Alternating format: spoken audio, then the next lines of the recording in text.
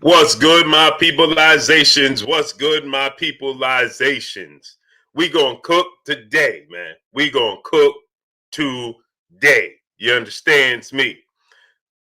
Is four-division world champion Mexican superstar boxer who is unified WBC, WBA, super middleweight world champion Saul Canelo Alvarez, making a mockery of the sport of boxing and teaching undefeated rising lightweight Mexican superstar title contender Ryan Garcia his ways. Is he doing that? Is he doing that, my peopleization? Is he doing such? Is that what's taking place here? Huh? Is that what's going on here? Hold on, I got something for my peopleizations, man. I got something.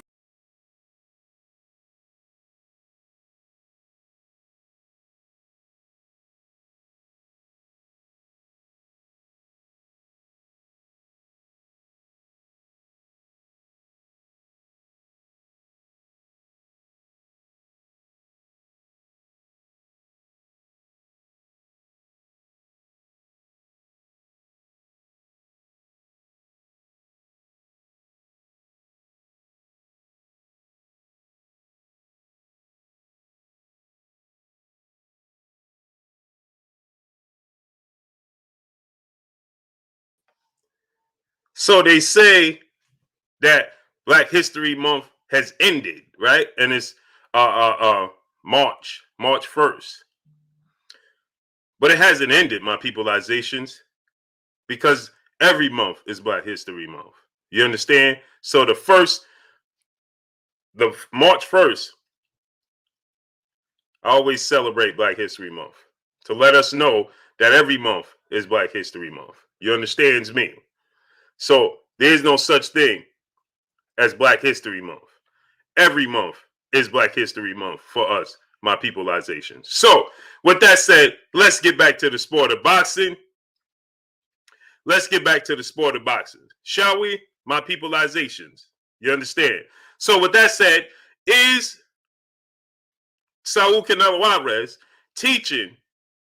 Is he teaching Ryan Garcia his tactics? Because we know that Ryan Garcia, he looks to Saul Canelo Alvarez. You understands me? He looks up to Saul Canelo Alvarez. So Ryan Garcia, right?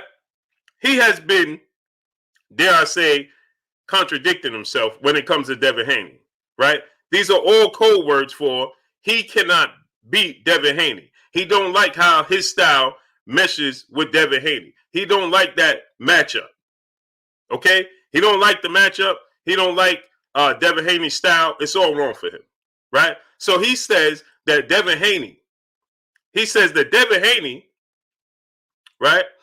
that Devin Haney is a born fighter. That's what Ryan Garcia said. He said, I don't like his style. He's not exciting. You know, he don't get knockouts when he should. Right? But when he says this, he also says in the same breath,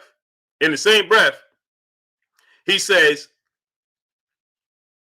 Devin Haney could beat everybody.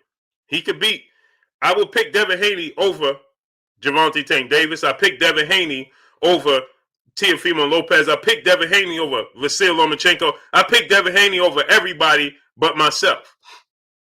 So is Devin Haney boring? Or you don't like how he matches up with you? And then we got to talk about Saul Canelo Alvarez. Because, see, the WBC, they alluded to the fact that if they would have made David Benavidez the mandatory challenger for the WBC belt, then it's a strong chance that Canelo Alvarez may not have accepted the challenge. Now, I say that we all but certain that, right? Because, see, what he would have said was, what Canelo Alvarez would have said and stated was, he would have stated, well, it's too short notice for such a big fight. You understand? It's too short of a notice for such a big fight. You understand? He wouldn't have took a quick turnaround against a David Benavidez like he did again with Caleb Smith and then turned around and fought Avni Yildirim. He wouldn't have done so. You understand? So now the WBC, because they understand everything that's the blowback that they're getting, and they understand, and so now the WBC is stating that they indeed they're going to reevaluate the process in which they select mandatory challenges for their belts. Right? So let me say it. A pimp named M. Dot, salute. He said, fix your alarm. I'm going to fix my alarm, great brother. I know it's just, it be beeping, you know. It does that for a reason. Okay? It's for a reason. So, with that said, anyway, right? We got to look at it from this standpoint and say, absolutely, he would not have accepted a quick turnaround and a challenge from David Benavidez on such a short notice. He would not have done so. We know he would not have done so. You understand? So the WBC is saying that they're going to reevaluate their system and the process. And to that, I say this. Yeah, now they can say they're going to reevaluate their system and their process. Now, let me tell you why they're going to reevaluate their system and their process. You know why they don't mind reevaluating their system and their process? Because by the time they reevaluate their system and their process, Canelo Alvarez will be done with the belts. Canelo Alvarez, at that point in time, he's going to be done with the belt. And then guess what he's going to do? He's going to vacate the belt. He's going to move on without the belts. By the time he gets another mandatory challenger, he would have become undisputed and then at that point in time, he's going to vacate the belts. He's going to vacate the belts. You see, now they can reevaluate the system because now he don't have a mandatory for the foreseeable future.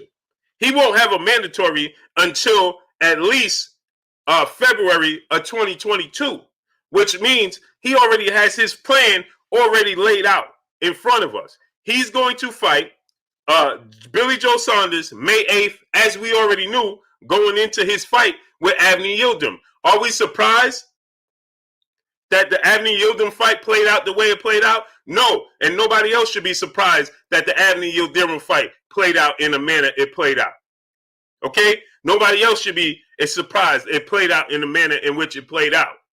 Okay? And then he's going to beat Billy Joe Saunders May 8th. Okay?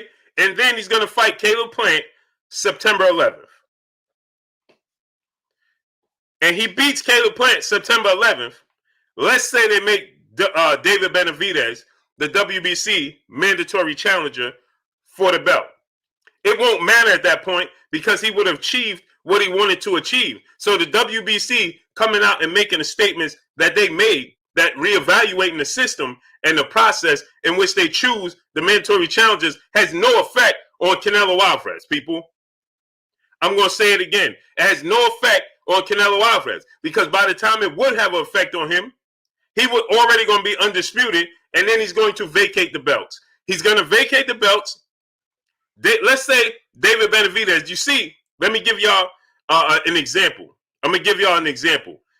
Now they're saying that David Benavidez is going to fight Anthony Durrell. He was supposed to fight Anthony Durrell winner for the mandatory position.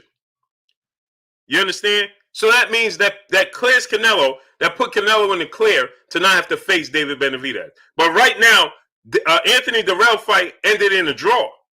So now, because this fight ended in a draw, shouldn't they automatically, at this point in time, elevate David Benavidez to the mandatory challenger?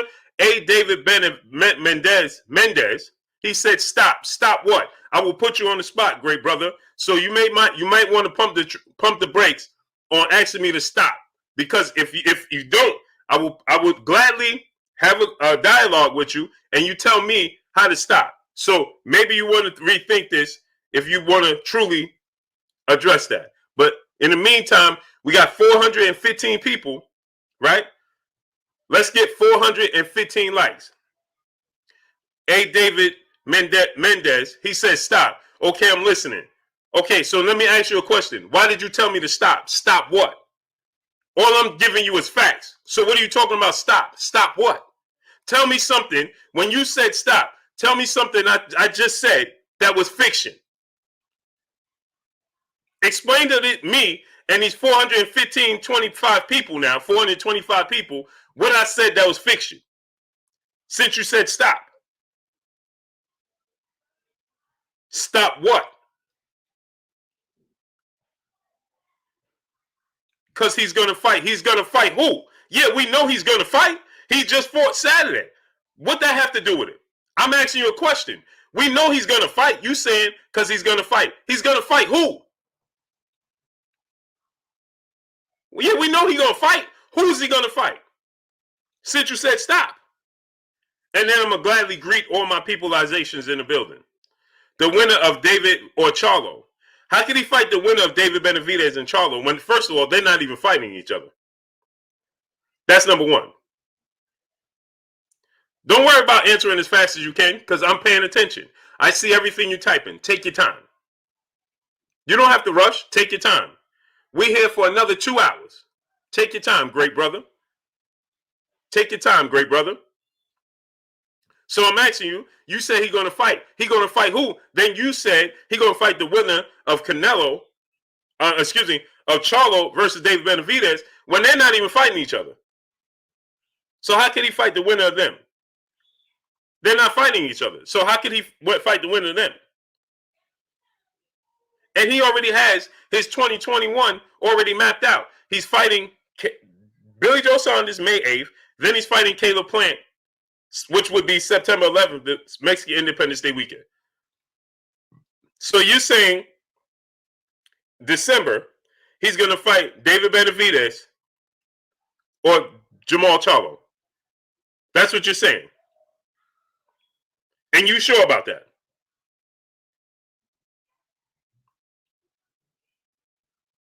Now, how could you be sure about that? Tell the people how you're sure of that. We're sure of his fight plan as long as he wins. Now tell us how you sure he's going to fight he's going to fight one of the two in December.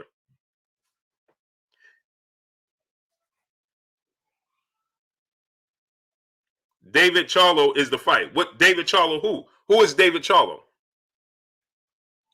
Who's David Charlo? Now let me go ahead and greet my people as you explain to me who David Charlo is.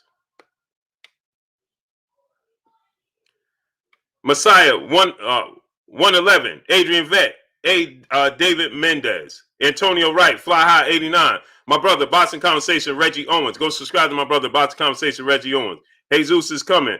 Oscar 180 SX, None of Your Business. Austin Grant, Romel Lane, J Home Mans HD, salute. Do Famous Bread. OBJ, salute. Sticks and Poles. Tiana Scott, peace and blessings, Queen. How you doing? Noah Abstract, salute. Valiant Prize Fight, salute. Bobo, salute. DP Rocker, salute. Francione Alcilia, salute. Shaq Bellhort, salute. Patricia Shelton, peace and blessings, Queen. Billy Bob, salute. James, salute. Marcus Lux, salute. Liam McPherson, salute. Christian Hines, salute. Darlin James, salute. King Stan, Steve J, salute. XB, salute. Sean M. B. Pauly, salute. Boxing Profits, Christian Gutierrez, salute. Marcus Lux, salute. Who else we got in the building? Kyle Brown, salute. Shamar Rasham Shalom, salute. Yeah, they are. Araz Z, salute. Marvin Banks, salute. Black August, salute. Edgar, salute. LeVar DeMose, my brother, salute. What's good with you? Loving Down Gaither, D.O., salute. King Said So, salute. Who else we got? Abraham Valencia, salute. Fast Lane Jones, salute. What we got? Who we got? Little Cheeto, Big Lake Shore, Chilltown Majors, Sab 1, Matthew Walker, Gilbert Rodriguez Jr., salute, Young King. Southside of Music, salute. Smash the like button, people. Let's get the likes all the way up. We got 515 people. We should have 515 likes. Smash that like button. Let's work. Melvin Davis, salute. Jimson Andre, salute. Tone Capone 1, my brother, salute. June Bugger, salute. High Science 7, salute. Tito Nas, salute. John Walker, salute. Jesse R, peace be free. The Rixzo, Una Sib, salute. E.B. Nuez, salute. Taylor Bell, my brother, salute. D-Man Jr., Will Smith, salute. Fans Perspective, Carlos Realist, salute. Kevin Munning, salute. How am I missing Super Chats? G Money, salute.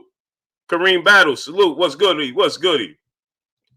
Salute to my brother Bishop in the Super Chat. He said, Canelo is for straight up.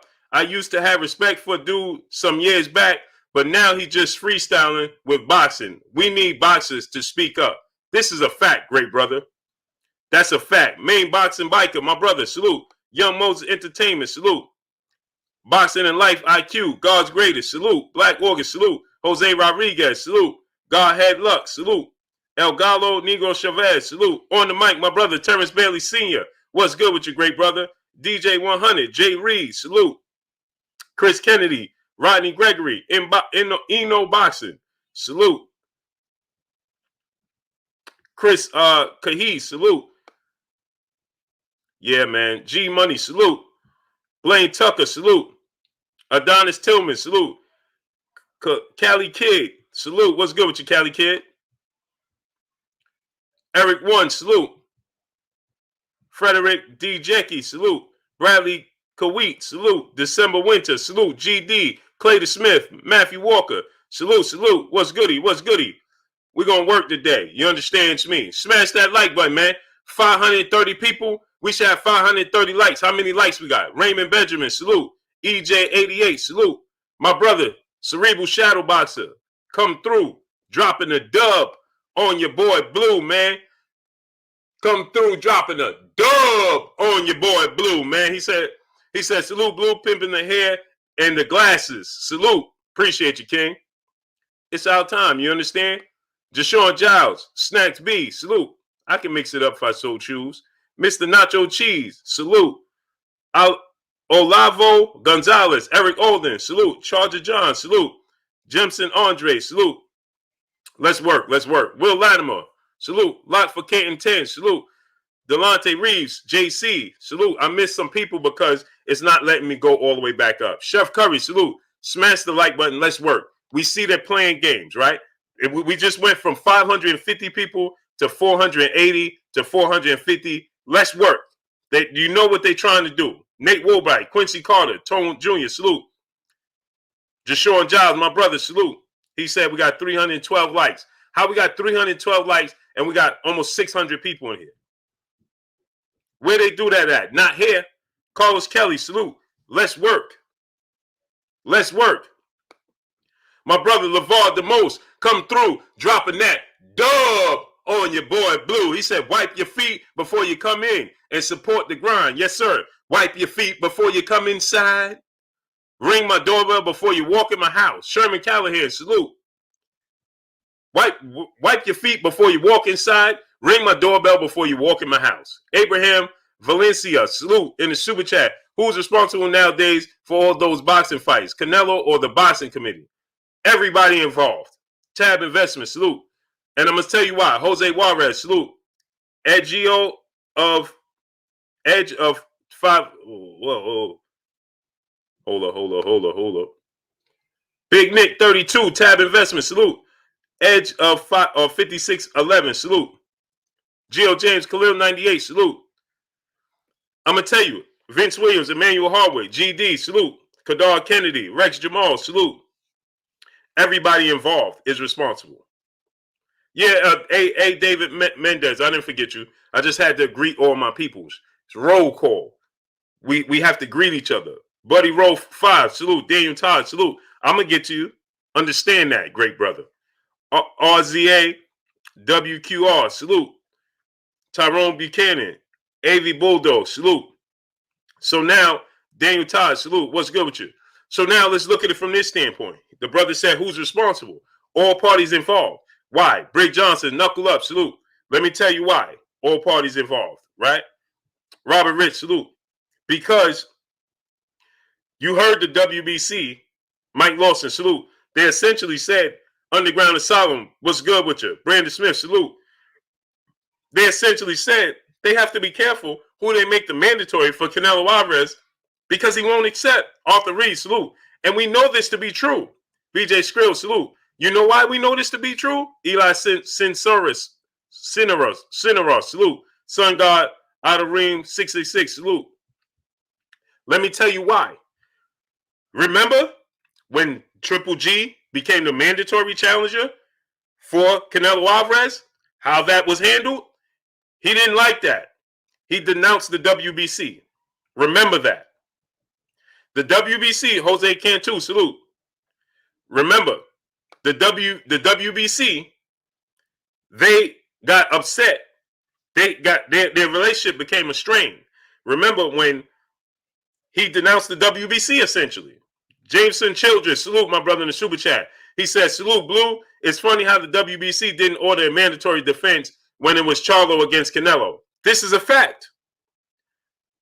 Remember, he was the mandatory, but let me, Jameson Childress, I'm going to break it down for you, great brother. Keep in mind, that was after the Triple G situation. When Triple G became his mandatory and they ordered that fight and Canelo Alvarez was not happy, he denounced the WBC license, sanction body. He would not pick it up. He would not acknowledge the WBC. They're moving forward. He even said he wasn't going to do it. They're moving forward because he said, their relationship, he didn't expect them to do that. He didn't expect them to do what was right for the sport of boxing. And so from there moving forward, when they made amends with Canelo Alvarez, they did not want to make that relationship strained again. So when Jamal Charlo became the WBC mandatory, they came up with this idea of franchising Canelo Alvarez. This is all facts. They came up with an idea, how do we get around this mandatory challenge but satisfy all parties involved? Oh, I know. Just give Jamal Charlo the belt, elevate Canelo Alvarez via his accomplishments in the sport of boxing and what he's done for the sport of boxing. Let's elevate him, right? And make him a lifetime member of the WBC. That's where that rule came from. And so once they created that rule, guess what? They had to stand by it in other weight classes. That's why it's a lot of confusion when you talk about this franchise title, because they never had a plan. It was simply to patch up a quick situation between Canelo Alvarez and Jamal Charlo's situation. Never had anything to do with the rest of the sport. They didn't think that far. But see, other situations started to arise that they had to address because they're not just a Canelo Alvarez sanctioning body. They're a sanctioning body for the entire sport of the boxing. And how many WBC champions you got? Every weight class. So now everybody's like raising their hand. Oh, me too. I don't want to have to fight my mandatory either.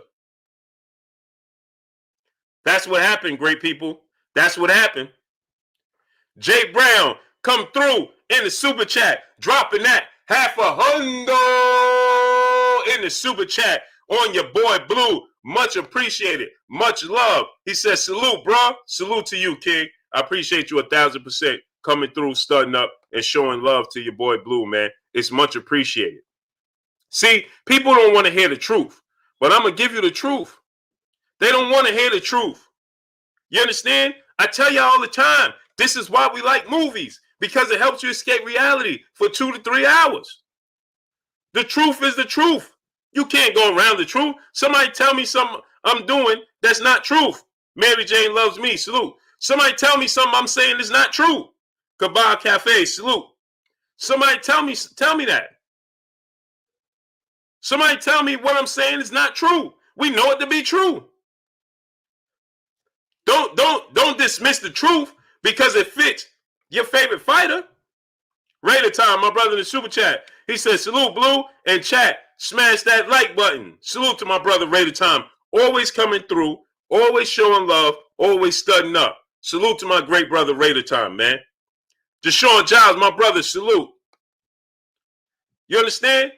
My brother, Boxing Conversation, Reggie Owens. Go subscribe to my brother, Boxing Conversation, Reggie Owens. He said, don't forget the zone rejected this fight and Canelo threw a fit and filed a lawsuit. This is a fact. He said then the WBC ordered him to fight Triple G. He throws away the belt and then pop beat. Exactly. This is all facts. What my brother Reggie is saying. That's what I'm saying. You understand? As soon as David Benavidez vacated, because that's what he did, he vacated the belt when he got on the scale, right? Now we know we're going through a situation, but it's still irresponsible on the part of David Benavidez because he's a professional. So he vacated his belt on the scale when he missed weight. And as soon as he missed weight, Canelo Alvarez filed for that position, and you had every board member on the WBC, except for one, vote to allow him to fight at Neil Durham for the vacant WBC title. Why didn't he fight? I'm going to ask y'all again. Why didn't he fight? Why didn't he fight David Benavidez when he was a champion? Why didn't we hear about him even inquiring about fighting David Benavidez when David Benavidez was the champion? Somebody tell me that. Because you heard nothing about this man looking to fight for the WBC 168-pound world championship. And David Benavidez, this is nothing new because David Benavidez was calling for this fight for quite some time. Smash that like button. We got 630 people here. We should have 630 likes, and I know we don't. So smash the like button. Darrell Rock Strong, my brother in the super chat, coming through, dropping that dub and a deuce in the super chat. He said, what's good, Blue? How you feeling, King? Salute to you. Appreciate you 1,000% coming through, dropping that dub and a deuce on your boy Blue in the super chat. Much appreciated to you, King. Much appreciated to you. That's a fact. It's much appreciated, bro. So yeah. So you got to look at it from that standpoint. Let's ask the question. David Benavidez has been calling for a fight. My brother Champside in the building. Press one. That's my brother Champside right there, man. Press one. I love my brother Champside, man. Go subscribe to my brother Champside. Champ, drop the link to your channel in the chat. Reggie Owens, drop the link to your channel in the chat. My brother Terrence Bailey Sr. Go subscribe to my brother Terrence Bailey Sr. Drop the link to your channel in the chat so people could click on that link and go subscribe to your channel. My brother Champside doing great work, man. And yeah, today is also I wish, hey Champ, I wish Carissa Shields would have fought on Friday, this past Friday. I wish she would have fought this past Friday to close out the month. I wish she would have fought this Friday to close out the month. But it's all good. Free Smoke, my brother in the super chat, dropping that dub and a nickel on your boy Blue in the super chat. He says, salute, Blue. Salute to you, King. Appreciate you. I truly wish she would have fought Friday to close out this Friday.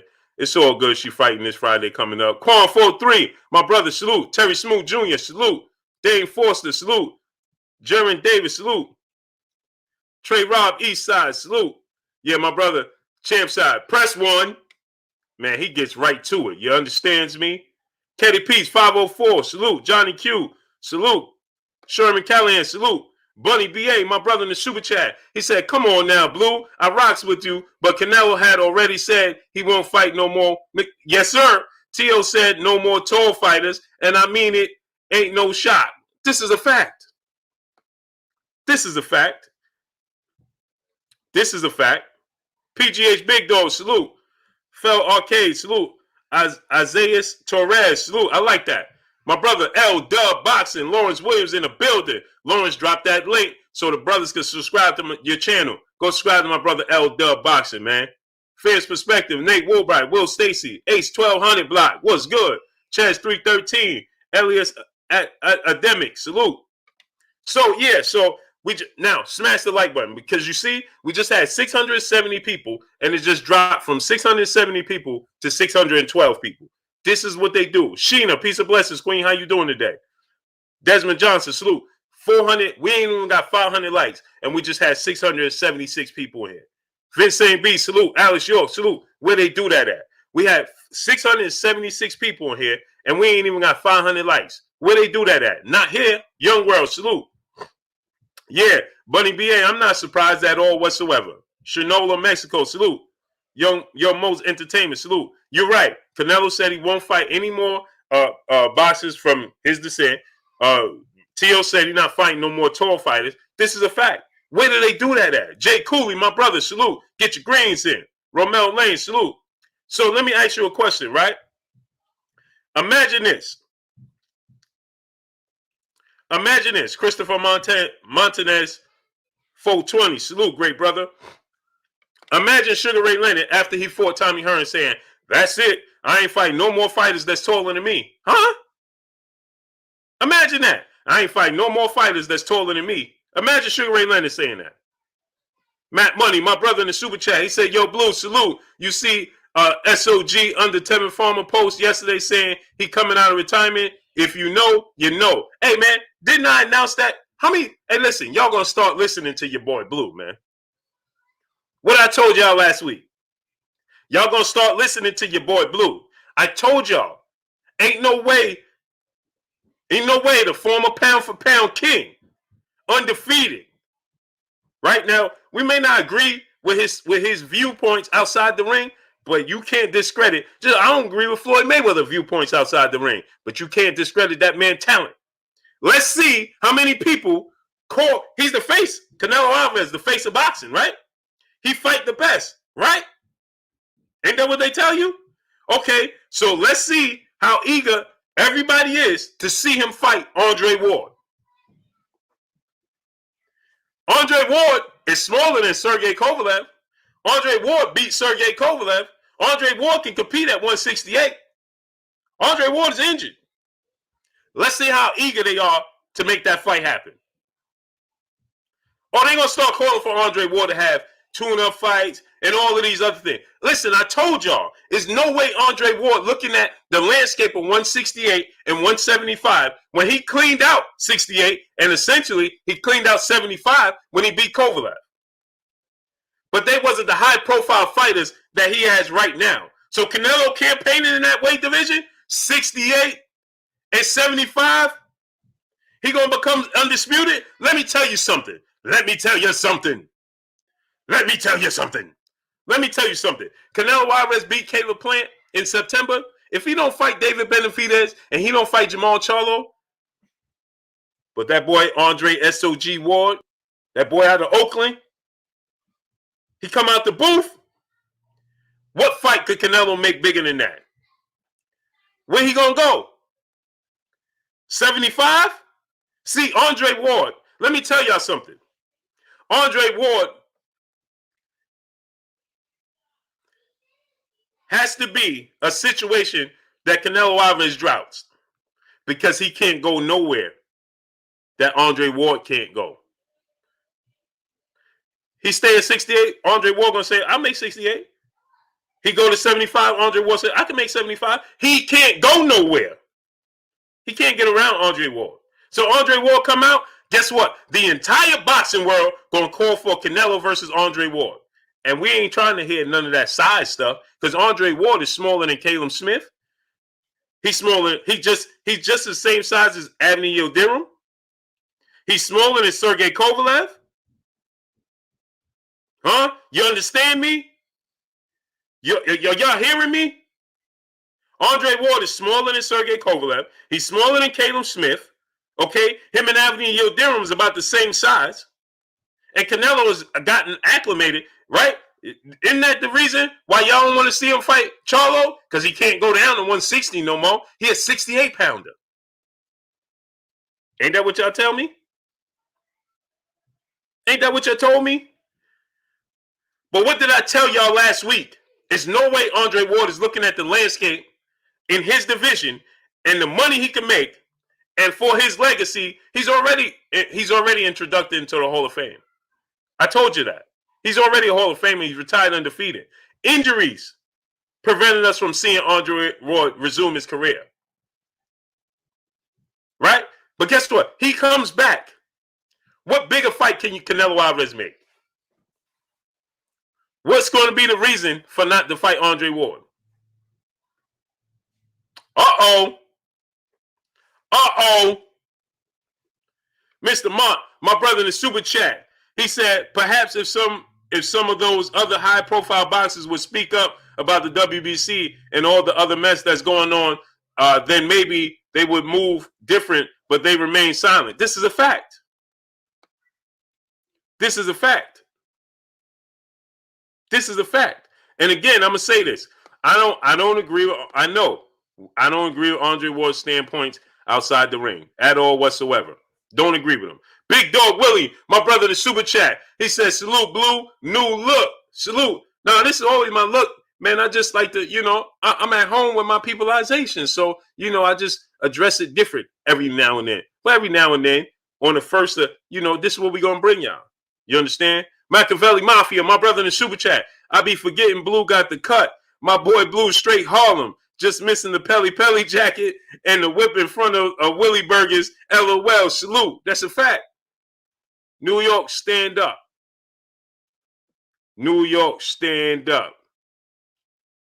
You understand? Jelani Everett, salute. Chantel Hill, Smith and Wesson, salute. Darius the Great, salute. Mr. CYP, Goldie Boydley, salute. Old School Eric, Brian Corbett, salute. School of Skills, my brother, Quincy Carter, salute. Guada Galindo, salute. Fans Perspective, salute. Treslin Patterson, salute. What's good? I'm missing my peoples because I'm getting in my groove. Pardon me. Born Knowledge, salute. Shahab Khan, salute. That's all.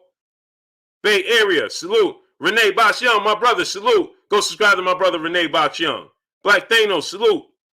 Nehemiah Glover, Marcus Priest, Tiger A, salute. So, Our Bad Habits, salute. So now, James Gaskin, salute. What's good? Lion Hartzell, Xavier Moses, salute. So, we got to look at it from this standpoint. Andre Ward stepped back in the sport. Somebody explain to me why Canelo won't take that fight. Isn't it about legacy? And didn't y'all say he fight the best? Everything, salute. LJNTJ, salute, my brother. Right? Una Siv, salute. Now you're going to have to explain why he won't fight Canelo, Andre Ward. Todd Smith, the boxing section TBS, salute. Jeffrey Monroe, salute. Joe Pilot, salute. Right? Stephen Truitt, salute. Assalamu alaikum, great brother. Salaikum salam. DP Rocker, salute. So now this is what I'm trying to tell y'all. We got 700 people here. Now we got 726 people. Mr. Mont, salute. 726 people, and we got 560 likes. Get the likes up. We should have 700 likes right now. Daniel Orozco, salute. He said, y'all talking about retired Andre Ward right now. Clearly, you missed the message. Mexico Savage, salute. Listen, excuses already being made. They're already making excuses. Ward being inactive for years, Canelo will not get the full credit. Enough said. Why won't he? Why won't he? Nuke D, salute. Otis Mickle, salute. Why won't he? Andre Ward is 36 years old. He fought Floyd Mayweather when he was 37. Good try. Alan Green, salute. Good try. He fought Floyd Mayweather when he was 37 and lost every single round. You know how many times Floyd Mayweather took hiatuses? 2-year layoffs? Andre Ward took 2-year layoffs before the Kovalev fight. Arise 12 Tribes, salute.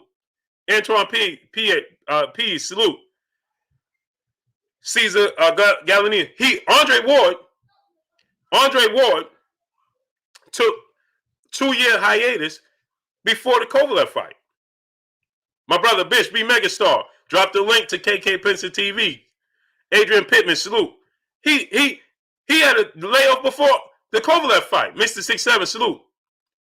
Okay, so now he fought Floyd Mayweather, though, who is 37 years old, And he was going to get full credit for beating him if he would have won, right? God's will lack. Salute. Appreciate you, King. Quan, salute. Rafael Rodriguez, salute. Okay, Rafael Rodriguez. Canelo KO's Andre Ward. Make sure you push for the fight. I want to see your name when Andre Ward says, I'm coming back. I want to see Rafael Rodriguez say in Canelo Alvarez comment section, say, make the fight happen. Ward is not ranked. When was Floyd Mayweather ranked? I'll wait. When did that matter? I'll wait. I'll wait. When did that matter when you're dealing with somebody of the caliber of Andre Ward? Now he's not ranked. You see? Here it comes. Here it comes.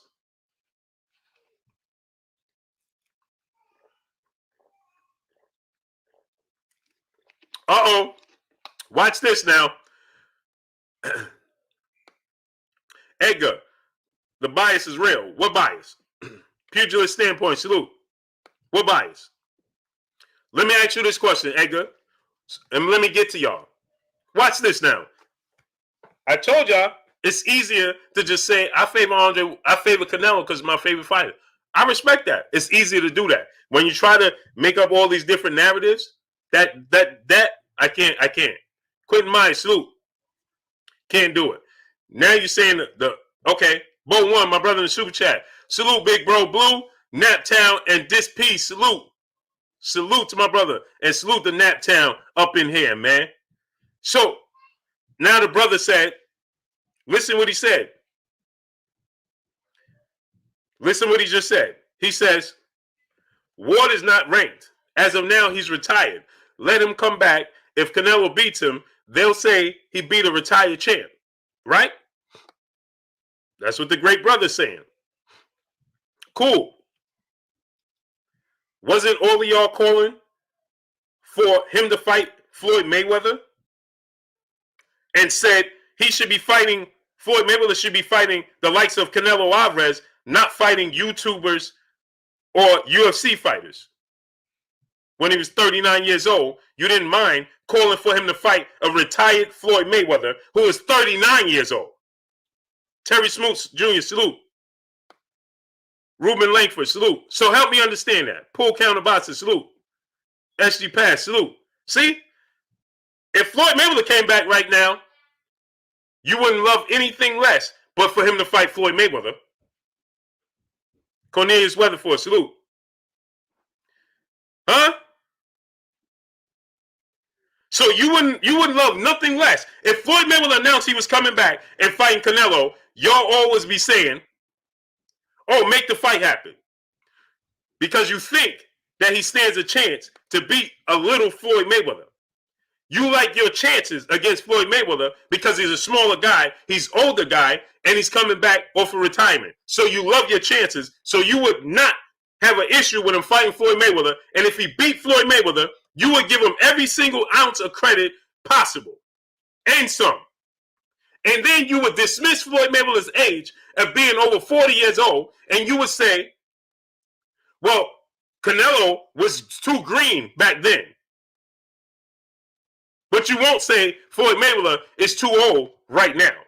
You would give him every ounce of credit possible if he beat Floyd Mayweather right now. And if the fight was made right now, just like everybody was calling when he beat Caleb Smith, oh, he should fight Floyd Mayweather now.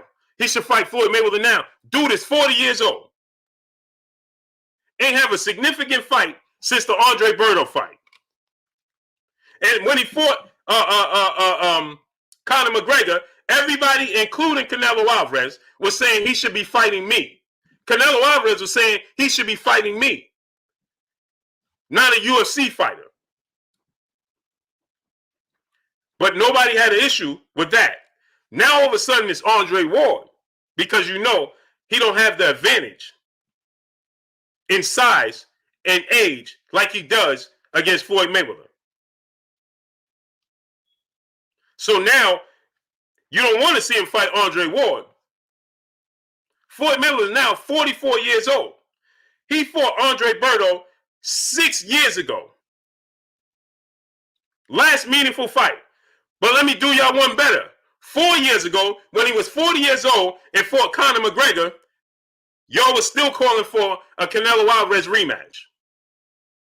He was 40 years old. And you was calling for a rematch. And you didn't have an issue with him rematching Floyd Mayweather. Now you're going to say, if Andre Ward comes back, well, he won't. There's no point in him fighting Andre Ward. Right, because you don't think he have an advantage to beat Andre Ward. Andre Ward ain't 40 yet. Andre Ward ain't 5'8", 5'7", and 145 pounds. Yeah, you know he stands a chance to get stopped. Not just lose, but stopped against Andre Ward. Yeah. Quato Williams, my brother in the super chat. He said, champ, is it Canelo boosting his popularity in EU? I don't know what that means, bro. He's boosting his popularity. I don't know. Jameson Childers, my brother in the super chat. Andre Ward will make Canelo look the same way Canelo made Yildirim look. Strong possibility. And they ain't going to call for that fight. They ain't going to call for that fight. Oh, he don't have the same advantages against Andre Ward, but they call for him to have a rematch with Floyd Mayweather, though. Huh? Oh, see, Floyd Mayweather 44 years old. And when he fought Conor McGregor, everybody was like, he should give Canelo a rematch. How would Canelo do with him right now? Ashante L, salute. 1 salute. How would Canelo do with G-Man TV? Salute. Right? So, Darius Ewan, salute. Roger Womack, salute. No. See, you like your chances when he got, see, when Horatio Quintero, salute. Yeah, when he got the advantage, you're quick to say make that fight. Vince Williams, salute. My brother in the super chat. He says, salute, Blue, retired or not. If Canelo beats Andre Ward, it will be the best win on his resume. Fossil facts, like my brother M. Rec with TV said. It's a fact. Jafari Caesar, salute. Junior Vargas, salute. Christopher Myers, salute. You missed me with it. You tried. That was a good try, though. Spazlini, 44, salute.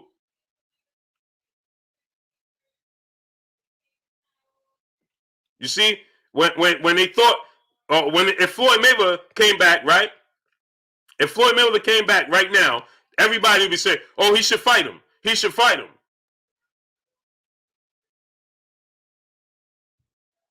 Donald now, 65-year-old G Garrett, triple OG in the building. What's good with you, OG?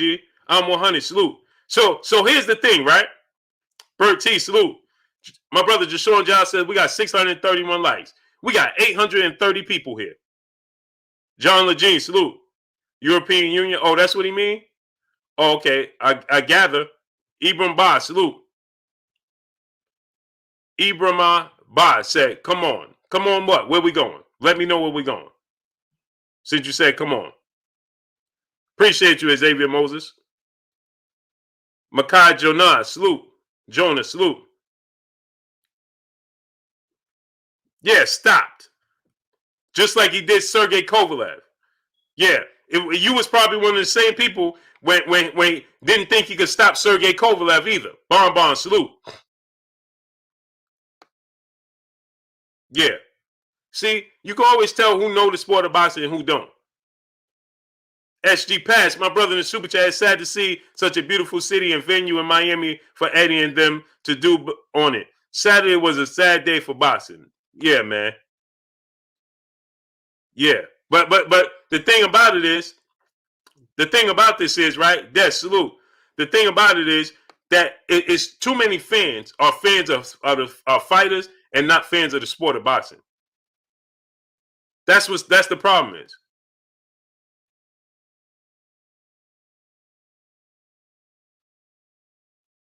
That's the problem. You understand? It's too many people. Ibram Ba said, Ward is not going to stop Canelo. Why not? Elijah Juan Lawson, salute. Oh, in Europe. Yeah, he's building his profile in Europe. Yes.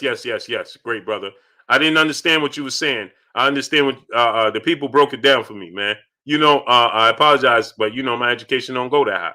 You understand? France perspective, salute. In Europe, okay. Yeah. Canelo Alvarez is elevating his Wait a minute, I'm missing another super chat? Wow. How come I missed this super chat by Jay Brown? Again. Jay Brown coming through, dropping that $500 on your boy Blue in the super chat once again. Said, talk your ish, Blue. Canelo don't want no real smoke. Facts. Salute to my brother Jay Brown in the super chat, dropping that $500 on your boy Blue once again.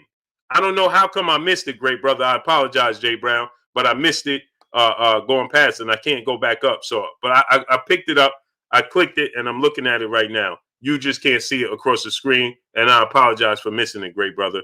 I truly do. But I appreciate you 1,000% for starting up and showing me some love, man. Jay Brown, appreciate you, brother. I got it right here in my left-hand corner. It's just not on the screen. I can't pull it up on the screen, but I appreciate you, Jay Brown. So yeah, so smash that like button, man. We should be teetering on 1,000 likes. My brother Jashawn Giles said we got 683 likes. That don't cut it. Feeler 907, salute. Juan Gonzalez, salute. Charlo and Andre cheerleaders that are the worst. Put up their resume. I didn't say nothing about Demetrius Andrade. That's number one, Juan Gonzalez. Didn't say anything about Demetrius Andrade. Not one. But if you want to be technical, Demetrius Andrade, don't tell me about their resume. Tell me about their style. Sound good? Let me ask you a question, Juan Gonzalez. Put up Caleb Smith resume. Put up Avni Yildirim resume. Go ahead. Since you're talking about Jamal Charlo cheerleaders and you're talking about Andrade cheerleaders, now put up Caleb Smith, put up Rocky Fielding, and put up Avni Yildirim. Put their resume up there. He fought them. So why are we talking about Andrade and Charlo resume when he fought Avni Yildirim, he fought Rocky Fielding, and he fought Caleb Smith? Put their resumes up. Because they got more accomplishments than all three of them. So put their resumes up now. Go ahead, great brother. Put it up and I'll highlight it on the screen. Put their resumes up and I'm going to highlight it and put it up on the screen for you. Go ahead. I'll wait. We're going to wait for you to put it up. Put it in the chat as many times as you got to, and I'm going to highlight it and put it on the screen. Go ahead. You see how quick? I don't know why they do this. I don't know why you attempt this. Salute to my brother, Sir Dante Fox, in the super chat. He said, Canelo, I'm not fighting no fighters. Alvarez laughing my butt off. He said, Floyd can still whip that boy today. Oh, I believe so. But I'm saying, Sir Dante Fox, I believe he'll win. Floyd will win too. Styles make flights. But the fact is, they like their chances against Floyd Mayweather than they do Andre Ward. How you going to say, Andre, everybody was calling for, if Floyd Mayweather come back, we would love to see him in Canelo now. Because he got older? He's a naturally smaller guy. He's got far older. Canelo fighting at 175. And when he fought Conor McGregor back in 2017, he was 40 years old. And they still was calling for the fight. Because they feel like he's slowed down, he's smaller, they like his chances. I like what Sergio Morris said on Saturday when they tried to compare him to Floyd Mayweather. When you listen to the commentator, and they're like, yeah, this guy, he's like Floyd Mayweather. He can't be beat. And Sergio Morris said, no. Canelo was a good fighter. Floyd Mayweather was a special fighter. Floyd Mayweather is undefeated, and he beat Canelo. Thank you, Sergio Morris. Thank you. He says, but he's a different type of fighter, and I give him props for being a good fighter. Thank you, Sergio Mora. Thank you. And this dude got 2 draws and a loss, and they talking about he's unbeatable. What are we talking about here? He's unbeatable, and when I hear his peers say it, it confuses me as well. I'm not saying he ain't a good fighter, but when I hear his peers say, hey man, this guy's unbeatable, he got 2 draws and a loss on his resume. What are we talking about? He's unbeatable. He lost every single round to Floyd Mayweather. He has a draw with Gennady Golovkin and arguably lost to Golovkin the second and first fight and arguably lost to Erislan De Lara. Why are people saying he's unbeatable? Because he's fighting. The level of fighter he is, look at the level of fighter he's fighting. Of course he's going to look unbeatable. When he stepped up in competition, did he look unbeatable? Did he look unbeatable against Erislan De Lara? Did he look unbeatable against Triple G, both those fights? Did he look unbeatable against Floyd Mayweather? Did he? Wayman Davis, my brother in the super chat, come through, dropping that dub on your boy Blue in the super chat. He said, what's up, Blue, in chat? Just supporting the grind because the grind is real. No bias, Canelo, the tomato cans. Yeah, man, yeah. Come on, man. Jay Brown, I appreciate you, King. I appreciate you, Jay Brown, coming through and showing love, bro. And so I'm not saying that he can't fight. Now listen to this. See, another misinformed Canelo Alvarez fan, Juan Gonzalez. Floyd put a catch weight on Canelo, and he put the laughing emojis. I'm going to read it again for y'all. Look what he said. Floyd put a catch weight on Canelo, and then he put the laughing emojis. Juan Gonzalez, are you aware that Canelo asked for the catch weight because he thought he wasn't going to get the fight? Now, we're going to wait for you to answer that. LaJessica Burner, salute. Boxing and Life IQ, salute. Did you know that Canelo said, I'll fight him at 152 just to secure the fight because he thought Floyd Mayweather wasn't going to fight him? Did you know that? So Floyd Mayweather said, okay, you going to fight me at 152? No problem. You asked for this, not me. Did you know that? Now go back and look at 24/7 with Floyd Mayweather, Canelo Alvarez, and you'll see that Canelo Alvarez, he got ahead of himself. He thought that he wasn't going to get the fight. All my salute. And he said, oh, let me put it. I'll come to 52 and fight him. I'll meet him in the middle. And Floyd said, okay, no problem. Contender Regime Boxing, my brother, salute. And just to be clear, he still went up 5 pounds with the catch weight. He went up to 154, 152. That's still 5 pounds from 147. And he walks around at best 150. Canelo Alvarez only had to come down 2 pounds to 152 from 54. Did you know that? Why you laughing? Pugilist politics, salute. Goodbye. Goodbye. Now I can't talk to you.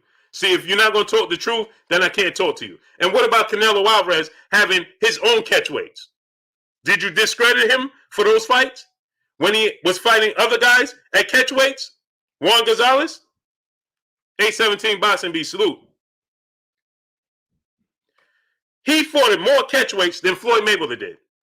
Did you discredit him for those wins, Juan Gonzalez? I guarantee you don't even know what fight it was, because all you care about is he won. Or Unbeaten, salute.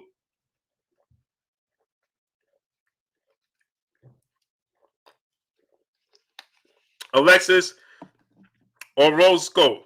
He said, Canelo Alvarez is the GOAT. In what world? In your world. And maybe you don't live on the majority of everybody else's world. But that's okay. Hustler with patience, salute. That's okay for you to say that Canelo Alvarez is the GOAT. Just make sure you add in my world. JB Cool, salute. E.T. Davis, salute. Shacktastic 11, salute. King Zeus, salute. It's okay. He could be the GOAT. Just make sure when you say Canelo's the GOAT, make sure you end that off. You top it off by saying, in my world. Because that don't exist in nobody else's world. That's just yours. Shogun 76, salute. There's no problem with that. I think Floyd Mayweather's the GOAT. Kurt Sugar, get ready to come on here. He going to say Sugar Ray Robinson is the GOAT. Somebody else may say Muhammad Ali is the GOAT. Cool. But those are actual legit conversations. What you're saying is not legit conversation. That just exists in your reality. And that's cool. That's cool. My brother, Renee Bosch Young, MX in the super chat. He said, gotta show that love to my guy Blue. A real one, folks. Salute to my brother. Go subscribe to my brother, Renee Bosch Young, man. That's my brother right there. Appreciate you, King. Yeah. I mean, listen, who am I to say he's not the GOAT in your reality? But that's your reality. That's yours. You can't, nobody else is going to say that. Nobody. And we've seen him, and you've seen him. See, this is the problem with the sport of boxing. Right? Okay. Alexis. So y'all want to do this. You want to do this, Alexis. Okay, now we're going to do it. Now we're going to get into it. I try not to do this. Now we're going to bring up Canelo Alvarez's resume. Now we're going to bring up his resume. I try not to do this. But now we're going to bring up his resume. And now you're going to tell me something. Floyd Mayweather was 42. Canelo Alvarez, when he fought Floyd Mayweather, was 42-0. Right? Now we're going to do this. I didn't want to do this. Christopher Schaefer, salute. Because this is the same thing that Ryan Garcia is trying to do with Devin Haney, and it don't work. See, he talking about Devin Haney ain't never fought nobody. Devin Haney need to step up his resume. Well, look at your resume. Because in all actuality, Yuriorkis Gamboa is a 3-division world champion, Olympic gold medalist. He's more accomplished. He's been a world champion. You beat Luke Campbell, who's never beat a world champion. He's an Olympic gold medalist, but he's never beaten a world champion. He's fought for a world title, but he's never beaten a world champion. This is a false narrative. Yuriorkis Gamboa is a better fighter historically than Luke Campbell. So he beat a better fighter than the fighter you beat. And now we're going to get the Canelo Alvarez resume in just a second. And y'all going to tell me, and then see, I try not to do this because then it seems like I'm trying to discredit it. And Canelo's a good fighter. But we need to see him in 50-50 fights. Christopher Schaefer, my brother in the super chat, he said, a little something for some extra peanut oil. You got to be getting low from frying all these turkeys. I can't help them. They can't help themselves. They can't help themselves. But we're going to get into this resume. Watch this now. Work, oh, shake it, baby. Work, oh. I don't know why they do this. Work. Do. I can mash potato. I can do the twist. I can do it like this. Oh, we gonna work. Oh, we getting ready to work. You understand? Elijah Juan Lawson, my brother in the super chat. Juan, you know your info before you go up against Blue. Yes, sir. Know your info before you go up against Blue. He says steroid goat meat. This is a fact. Clenbuterol. Well, we're going to act like that didn't happen. Since the WBC changed the levels, everybody else going to change their levels. Now, watch me get into this now. Watch me get into this.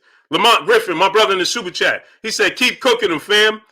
He said, these dudes are delusional trying to justify Canelo's cherry picking. Facts. No. But watch this, though, Lamont Griffin. Watch this, though. Now they're going to disappear. They're getting ready to disappear. Watch this. I always say, make sure you want to do this with me before you actually do it. I'm not saying he's not a good fighter. Let's just clarify that right now. I'm not saying he's not a good fighter because he is. But when you want to discredit other fighters to uplift him, that's when I have to show you the actual truth. Okay? And that's what we're going to get into in just a short second. Because I'm going to bring up one fighter on Canelo Alvarez's resume, and you tell me if you even know who he is. Watch this now. Christopher Schaefer, my brother in the super chat, once again, he said if they don't do their homework, they'll find out that he said that it was Canelo who offered to come down and catch weight. Floyd team just held him to it. This is a fact. Because he thought he wasn't going to get the fight. Remember, he started to say, oh, Floyd Mayweather's avoiding me. Oh, I'm not going to fight on no more of his undercards. I'm not going to do what he does, what he asked me to do until he gives me the fight. This is what he said. He called for the fight. Floyd Mayweather was like, hey, bro, don't you think you need a little more time? No, he called for it. He called for it, and now he got it. Alexis Auras Cole. Name a fighter that could beat Canelo Alvarez. I can't name one. I can name more than one.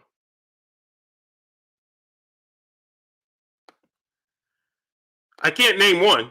I can name more than one. How about that? Jamal Charlo, Demetrius Andrade, David Benavidez, Caleb Plant might be able to beat him. And arguably, Gennady Golovkin, Arislandi Lara, and Floyd Mayweather all beat him. So I can't name one, but I can give you more than one. How about that? Now, Alexis Orozco. Now, answer this question. Do you know who Francisco Villanueva is? Because let me ask you a question. Would you, if I give you a name and I give you a scenario, Dimitri Bivol and Artur Beterbiev? Absolutely. Spiritual bias, facts. So now, Edgar, salute. So let me ask you a question. Now, since you're saying you discredit Ignacio Vargas, salute. No problem.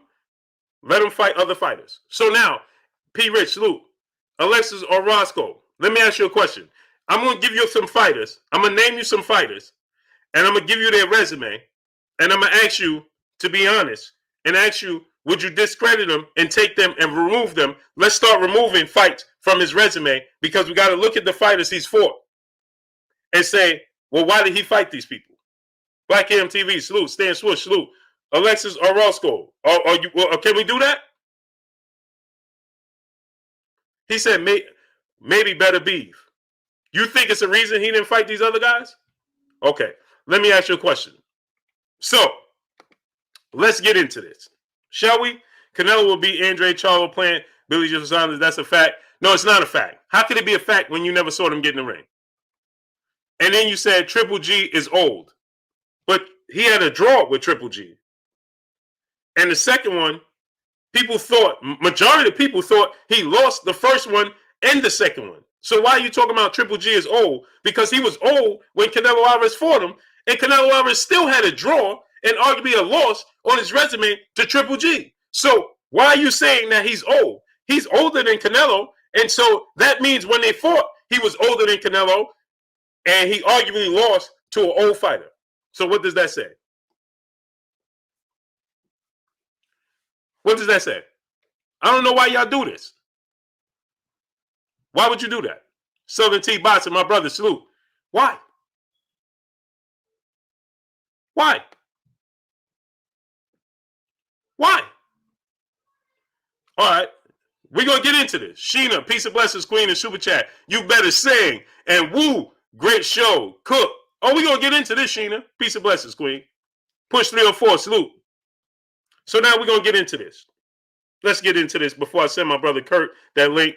But we're going to get into this. So now, in his career, his first loss. Does anybody know the guy on his resume that his first draw was?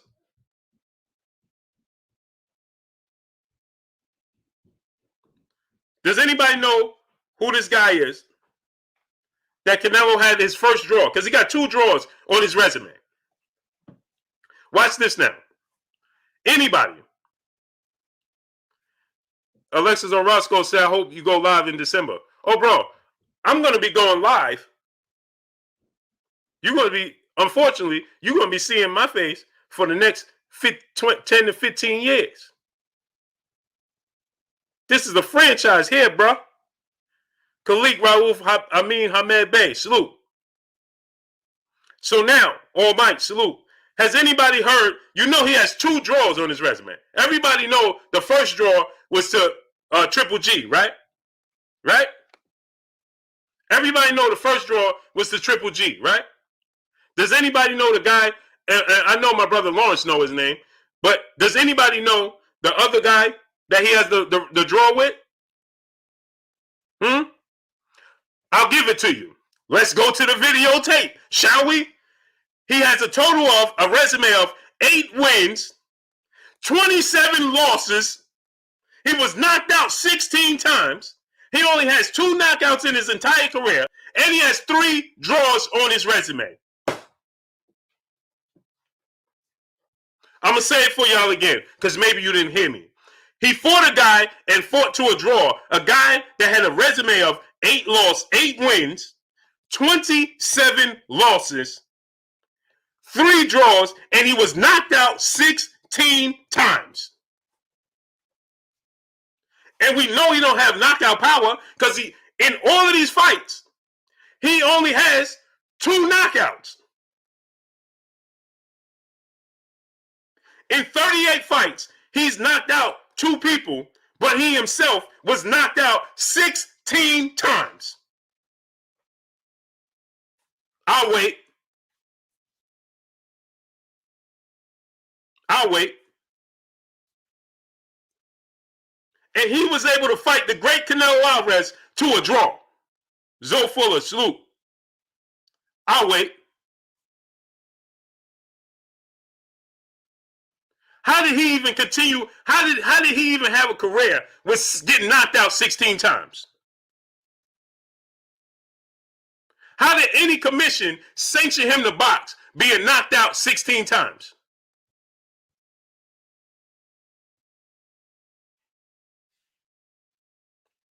I'll wait. Somebody tell me.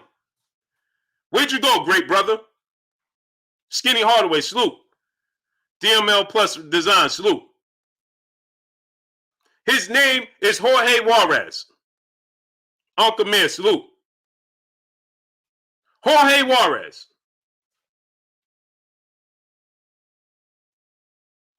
8 wins, 27 losses, 3 draws. Knocked out 16 times. And stop. Don't time out. My brother Skinny Hardaway said they're timing out people for having an opinion. Don't time out people for having an opinion. I got him. I got him. Pee Wee Sconey, salute.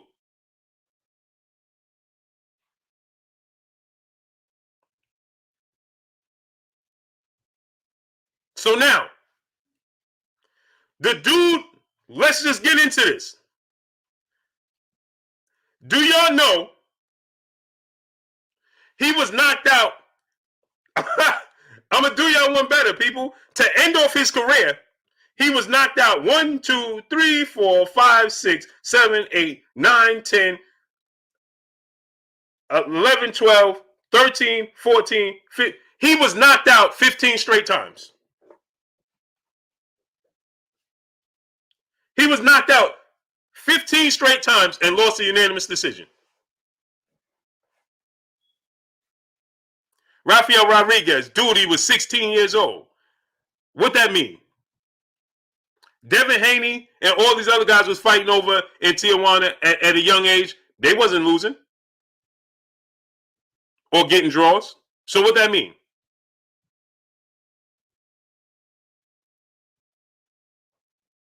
What that mean? Now you got another reason. Oh, he was only 16. Okay. Okay, so his age, right? Cool. But then he had a... Now let me ask you a question. So he was 16. Great. Great. Let's get into this. We're going to get into this. I'm glad. He was only 16. He was 16. Do you know who Jose Villanueva is? Trey Rob, Eastside, my brother in the super chat. Playing is an unknown commodity. Charlo has the jab, plus power, plus top-notch chin to go toe-to-toe. Andre will have to stick and move or he's food. Oh, yeah, but they have the boxing ability. Salute my brother Trey Rob, Eastside.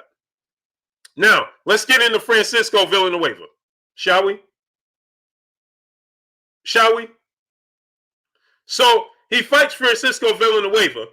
The first time he fought him, he had 4 wins and 5 losses. He knocked him out. He had 4 wins and 5 losses. Canelo knocked him out. Then they said, well, you know what? We may as well go ahead and fight Francisco Villanueva again. Right? 2 years later. No. Excuse me. We're going to fight Francisco Villanueva. Yeah, 2 years later. The first time he fought Francisco Villanueva, I just told y'all, he had 4 wins and 5 losses. That's the first time he fought him. 4 wins and 5 losses. That was the first time he fought him. That was in September of 2006. Then we fast forward to March of 2008. He fights Francisco Villanueva again. And guess what his record is now? Guess what his record is now? You think he picked up some wins, right? Nope. He's now 4 wins and 14 losses and 2 draws. So essentially, from the last time Canelo Alvarez fought him, he picked up 14 losses and 2 draws. Now, I just told you, Canelo knocked him out the first time. Canelo chose to fight Michael Alvarez. I'm not mad. I'm passionate. You must not watch me. Tune in. So, the first time Canelo fought him, he had 4 wins, 5 losses. Riley Forster said, I'm big mad. What am I mad for? Help me understand that. I'm confused. Michael Alvarez, he should be fighting Canelo. You was happy that he fought Avenue Yildirim? You was happy that he fought Rocky Fielding?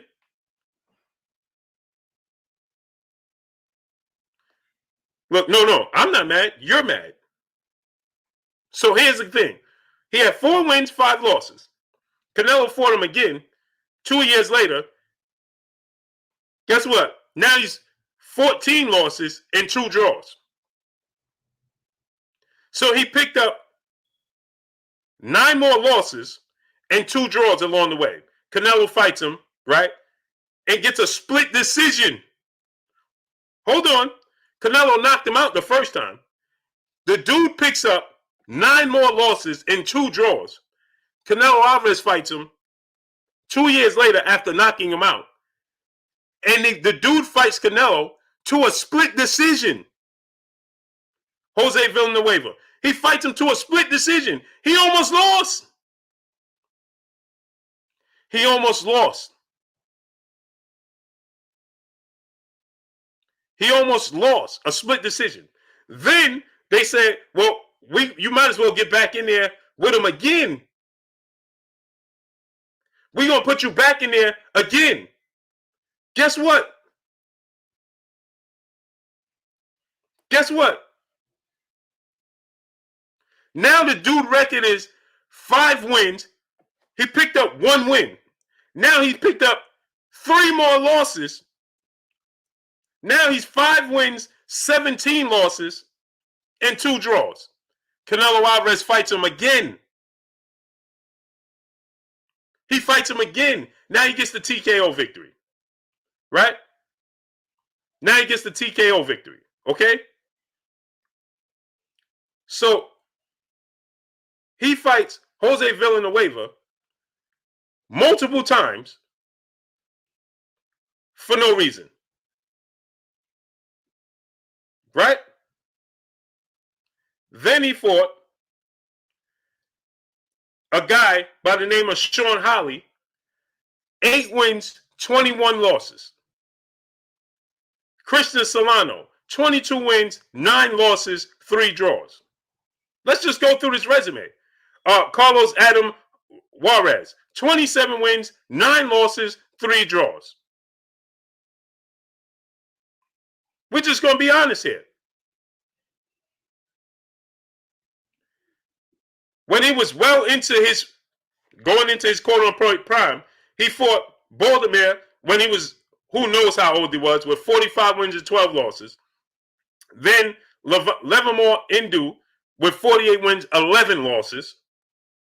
Right? So, somebody help me understand. Outside of the Austin Trout fight, what did he do to even garner a Floyd Mayweather fight? What did he do to even garner a Floyd Mayweather fight? Smash the like button. We should have at least a K likes. What did he do to garner a Floyd Mayweather fight? What did he do? Who did he beat to say that he deserved to fight Floyd Mayweather? What did he do? I'm waiting. What did he do to deserve a fight with the best pound-for-pound fighter in the world, the cash cow, who is a 4-division world champ, a 5-division world champion. What did he do to say that he should have got a Floyd Mayweather fight?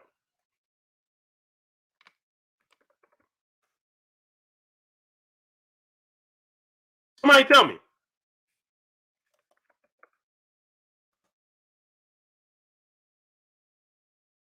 Somebody tell me.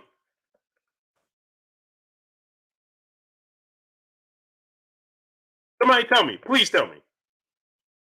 Please tell me. What did he do? Mexico Savage, the same Boulder man that went 12 rounds with TBE. Right. Because Floyd Mayweather is much smaller than Carlos Boulder man. Good try. Floyd Mayweather had hand injuries and always go 12, always go the distance. Good try. Unlike Canelo Alvarez, who was much bigger than Carlos Boulder man, much younger than Carlos Boulder man, and Styles said he should knock out Carlos Boulder man. Good try, though. Good try. That don't work. Sorry. Percy Moore, my brother in the super chat, Canelo fans, take your feelings out of it and just listen to what Blue is saying. He's not hating. He's only bringing facts to the light. Cook, Blue. Facts. They can't see it. Truth. The truth. Salute. See, we deal with facts over feelings over here. They can't. They dealing with feelings over facts.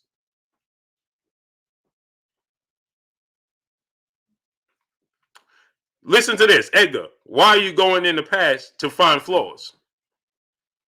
Okay. I'm glad you said that. Why are you going in the past to talk about who did Andre, Jamal Charlo, or any of these other guys fought to deserve a fight with Canelo Alvarez? Don't bring up their past. Bring up their talent. And don't they deserve to fight then? I could do this all day. You're better off just leaving well enough alone. William Old School all dead, my great brother, salute. Chuck Palumbo, salute.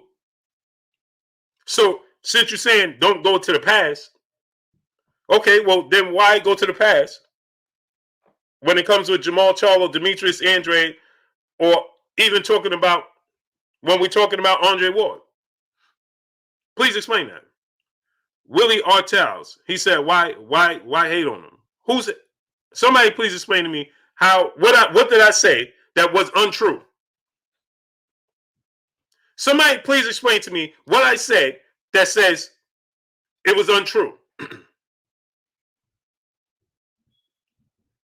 What did I say that says this? How am I disliking Canelo Alvarez when I'm giving you facts?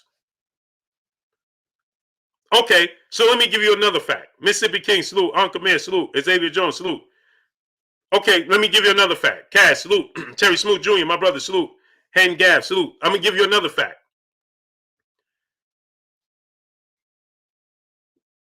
Here. I'm going to give you another fact. Here we go.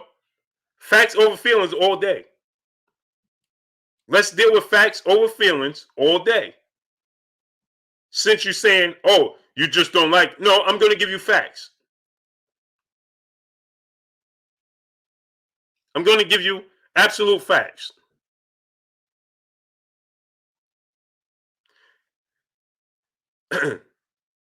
June 27th, 2019. Who was Canelo Alvarez man? First of all, OG salute. Who did Canelo Alvarez fight this past weekend? Why did he fight Abney Yildirim? This is not a question for everybody. This is just a question for the Canelo fans that are trying to defend it. Why did he fight Abney Yildirim? Somebody tell me. What y'all tell me? Why did he fight Abney Yildirim? Did he have to? Did he have to fight Abney Yildirim? Rampage Jackson, Boxing Social Network, salute. Did he have to fight Abney Yildirim? Okay, I'm glad he said it. See, I could do this all day. Ah, man. Taylor Bell, my brother, in the super chat. Donation to support the channel. Salute to you, King. I appreciate you 1,000%. Smash that like button, people. Get the likes to 1.1K. Now, I asked the question, right? He's defending Canelo Alvarez. And I said, why did he fight Abney Yildirim? Look what he said. Look what he said. Y'all see what he said?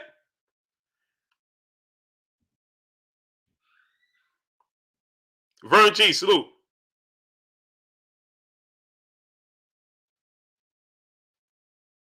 Good. What'd you say? What'd you say?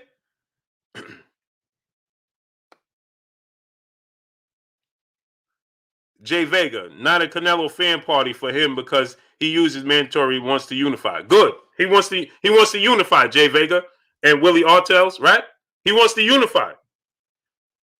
Right? Who was his mandatory challenger June 27th for 2019? Go. And did he fight him? Okay, Kurt, I'm about to send it now. June 27th, 2019. Did he fight his mandatory? Who was his mandatory June 27th, 2019? I want Willie Artels and I want the other brothers to say who his mandatory was June 27th, 2019.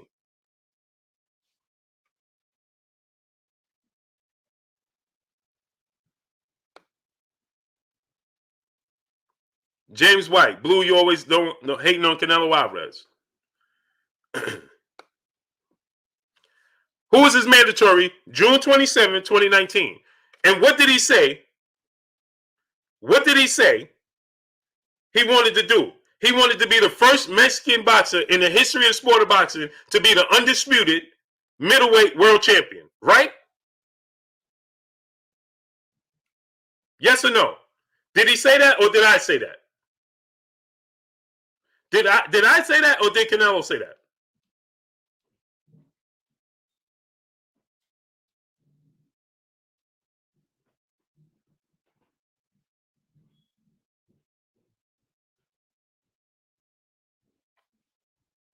Did I say it or did Canelo say it?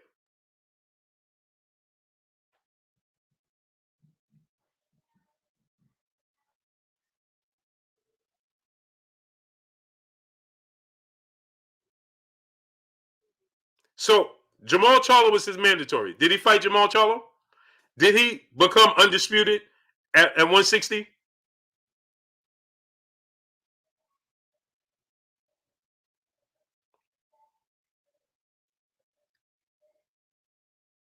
Adverse 7. How many times a year is Canelo Alvarez fighting? So all you care about is how many times he fight. You don't care about who he fights. I don't know why y'all do this. I could do this all day. So all you talking about is how many times a year he fights. You don't care who he fights, and just as long as he fights. I just want to get that clear. New Money DMG, salute. So just to make things clear, now Willie Artels, hold on, we're going to get to my brother Hard Body J Timo, but I got to show y'all this, right? Look what he said. Look what he said. This just goes to show y'all what goes into this. Look what he said, Willie Artels. Canelo didn't want to unify at 160. Go do your research before you come here and try to debate with me, bro. It's best for you to go do your research before you come here. I understand you're a Canelo fan. I understand you're going to go to bat for him. You should go do your research before you actually come here. So you just said he didn't want to unify 160. You're right. He didn't want to unify at 160, Willie Artels. He said he wanted to become undisputed, the first undisputed middleweight world champion Mexican boxer. You're right. He didn't just want to unify. He said he wanted to become undisputed. You're right. You're right. Now go do your research and see if he said it or not. And then come back to us. Because we're going to be here for another hour. So we got time. We got time. We got time. So go do your research and come back. And we got time. We still going to be here. Hard Body J Timo, my brother in the super chat, dropping that dub and a nickel on your boy Blue in the super chat. He said, just checking in, Blue. I've been here. I'm just working. I know you on the grind. Willie Artels, love you too, brother. It's great talking to you. Great talking to you. Hard Body J Timo, my brother. You got another show coming up in October. Make sure you drop the link so people could go to your Instagram and they can know where to support my brother Hard Body J Timo because he's doing big things. He's going to win another bodybuilding show. I believe he's doing it in October, if I'm not mistaken, right? Hard Body J Timo, that's my brother right there, man. Salute to my brother Kelly Howard in the super chat, dropping that dub on your boy Blue. He said, keep the grind going and the facts coming. Salute to you, King. Appreciate you 1,000%, man. 1,000%, man.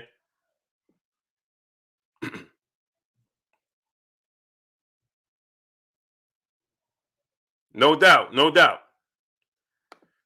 Smash that like button, peoples. We should have at least close to. We should have at least close to 1.1K. We should be at least close to. He said yes, October to compete in World Championship. Okay, let me know. And if people are able to come, bro, I would like to come, bro. Roy H, salute. Hard body. If people are able to come, man, I would love to come, bro. I would love to come and support you, man. Oakland, man, salute. I really would, bro. So let me know if you know, especially things clear up, you know, and you can have fans in attendance. I truly want to be there, bro. I want to be there. So let me know, bro. Let me know, man. I want to be there, bro. Cerebral Shadowboxer, my brother. He said we got 907 likes. That don't cut it. We should have been at a K, well over a K already. Yeah, keep me posted, bro, because I want to come, bro.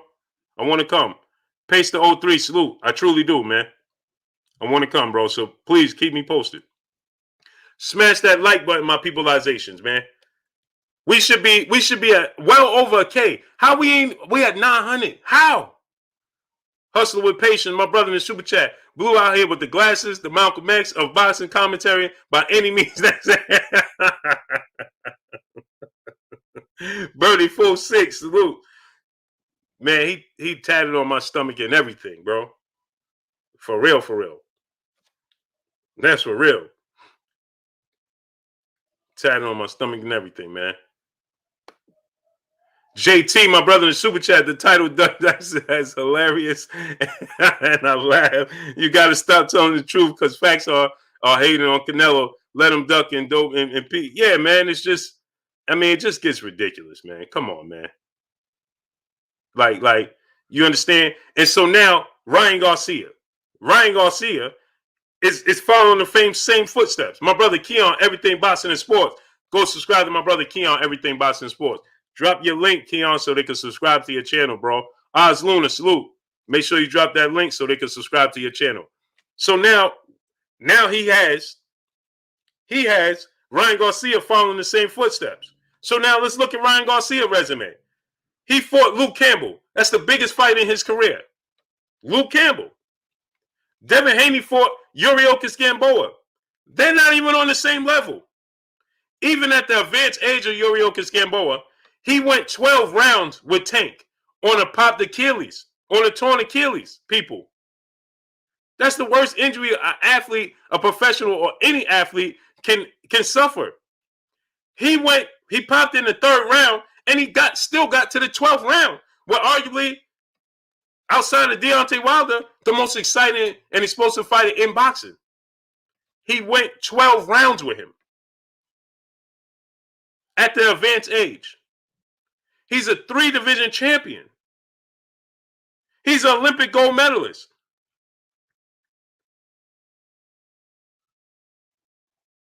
So somebody explain to me, what is Ryan Garcia talking about?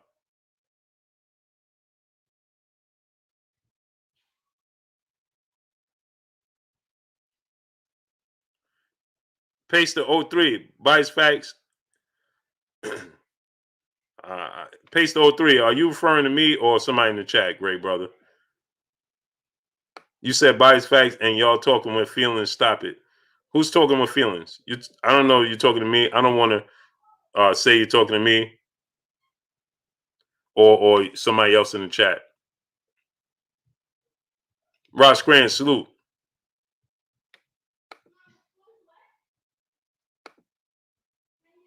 I don't know who you're referring to.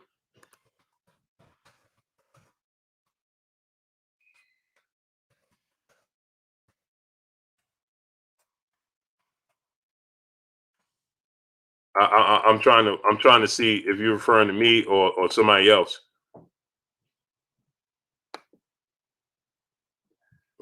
I put the wrong comment, man. Get the likes up, man. Salute to my brother Percy Moore in the super chat, dropping that dub on us in the super chat. He said, I got military soldiers in Iraq listening to Blue speak the truth. Much love, my brother. Blue, our military brothers and sisters support you. Stay coming with the heat. I see you doing even bigger things in the future. I appreciate you 1,000%, and I appreciate all of y'all, man. And please send my well wishes to everybody over there, man. And we thank you, man, for doing what y'all doing on that front line and supporting us and holding us down, man. We appreciate you 1,000%. Thank you. So if y'all listening and they can hear me over there and everybody there, man, we thank you. We truly, truly thank you for what you guys are doing.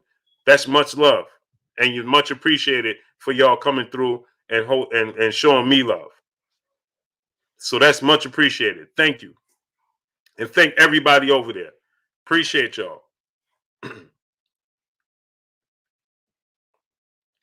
TDLLC, salute. Yeah, smash the like button. Tori Harris, salute.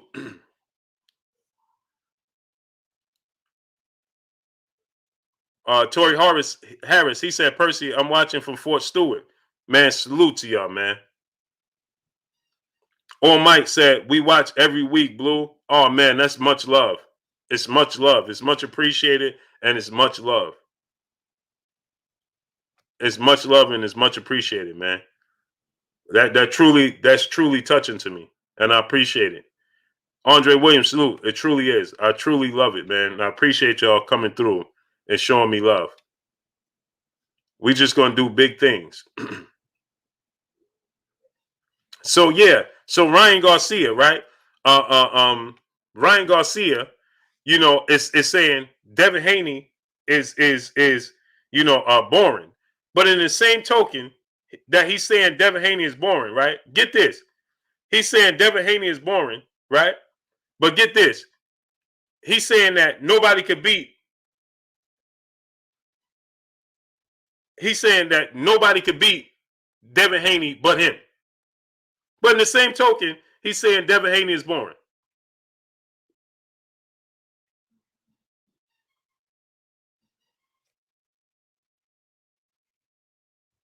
At the same time, he's saying he's the only one that can beat Devin Haney, but Devin Haney is boring. But then you watch Devin Haney's fights, right? With Ryan Garcia and the amateurs, Devon Moses, salute. Yes, sir. Smash the like button. Wipe your feet before you come inside. Ring my doorbell before you come in the house, please. Please. Wipe your feet before you come inside and ring my doorbell before you come in the house, please.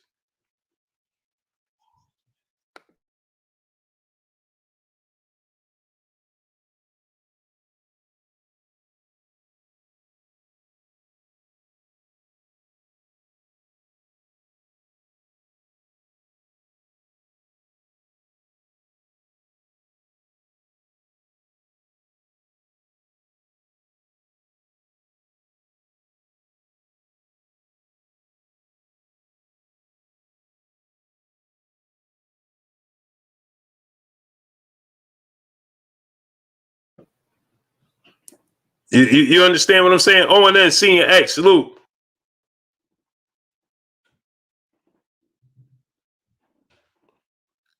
You see what I'm saying? So, my brother Alex Morris in the super chat, is Canelo have because he is not trying to fight fighters either. I know what you mean, man. I know what you mean.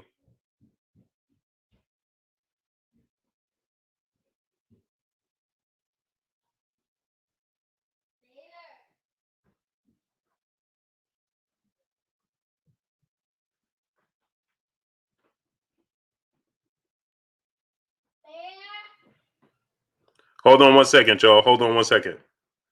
I'm trying to get my brother Kurt. Tell Kurt I sent him the link. I appreciate you, A-Lister Red, C Cut, Madison Griffin. Salute. Right? So here's the thing, right?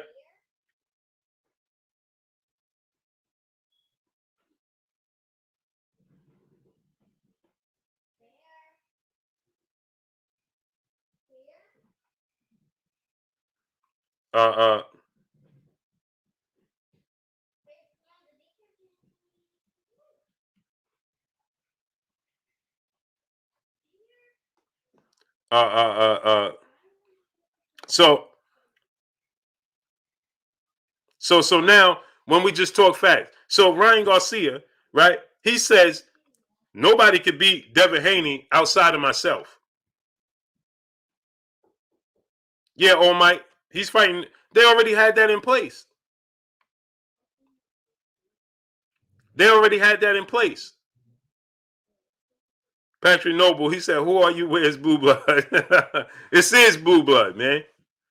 My brother Cerebral Shadowbox in the super chat, he said, "There goes that cold word again. Nothing is more boring than getting dominated for 12 rounds." This is facts. This is facts. So now, smash that like button. We should have at least 1.1K, right? We should be at 1.1K right now. Smash the like button. Panther TV channel, salute. Salute. Smash that like button, man. Get the likes up to 1.1K right now. Smash the like button. So now you look at Ryan Garcia, right? Rocco 3, salute. Flavio Sands, salute. Ryan Garcia needs before he fight Haney. So now look at it, right? He says Teofimo Lopez can't beat Devin Haney. Tank Davis can't beat Devin Haney. Lomachenko can't beat Devin Haney. I'm the only one that could beat Devin Haney, and I could beat everybody. But in the same token, he's saying, well, he's boring. He's boring. TS Sims 7, salute. And he needs to step up his competition. You haven't stepped up your competition. You've yet to fight a world champion. He's fought a world champion. You never fought a world champion. Marcus Harbaugh, salute. Big Drip, Right Hook 1000, salute. He's never fought a world champion. He's fought a world champion and Olympic gold medalist. Somebody is misinforming these fighters. They're drastically misinformed. Salute to my brother Kareem Ebanks in the super chat, dropping that quarter and a nickel in the dub in the super chat. Salute to my brother Kareem Ebanks. He said, "Blue, it must be year of the duck on the calendar for the last few years because there's a lot of ducking going on." This is a fact. Noah Israel, salute. Sylvester Stallman, 2011, salute. This is a fact. Edgar Glass Chin. Oh, come on, bro.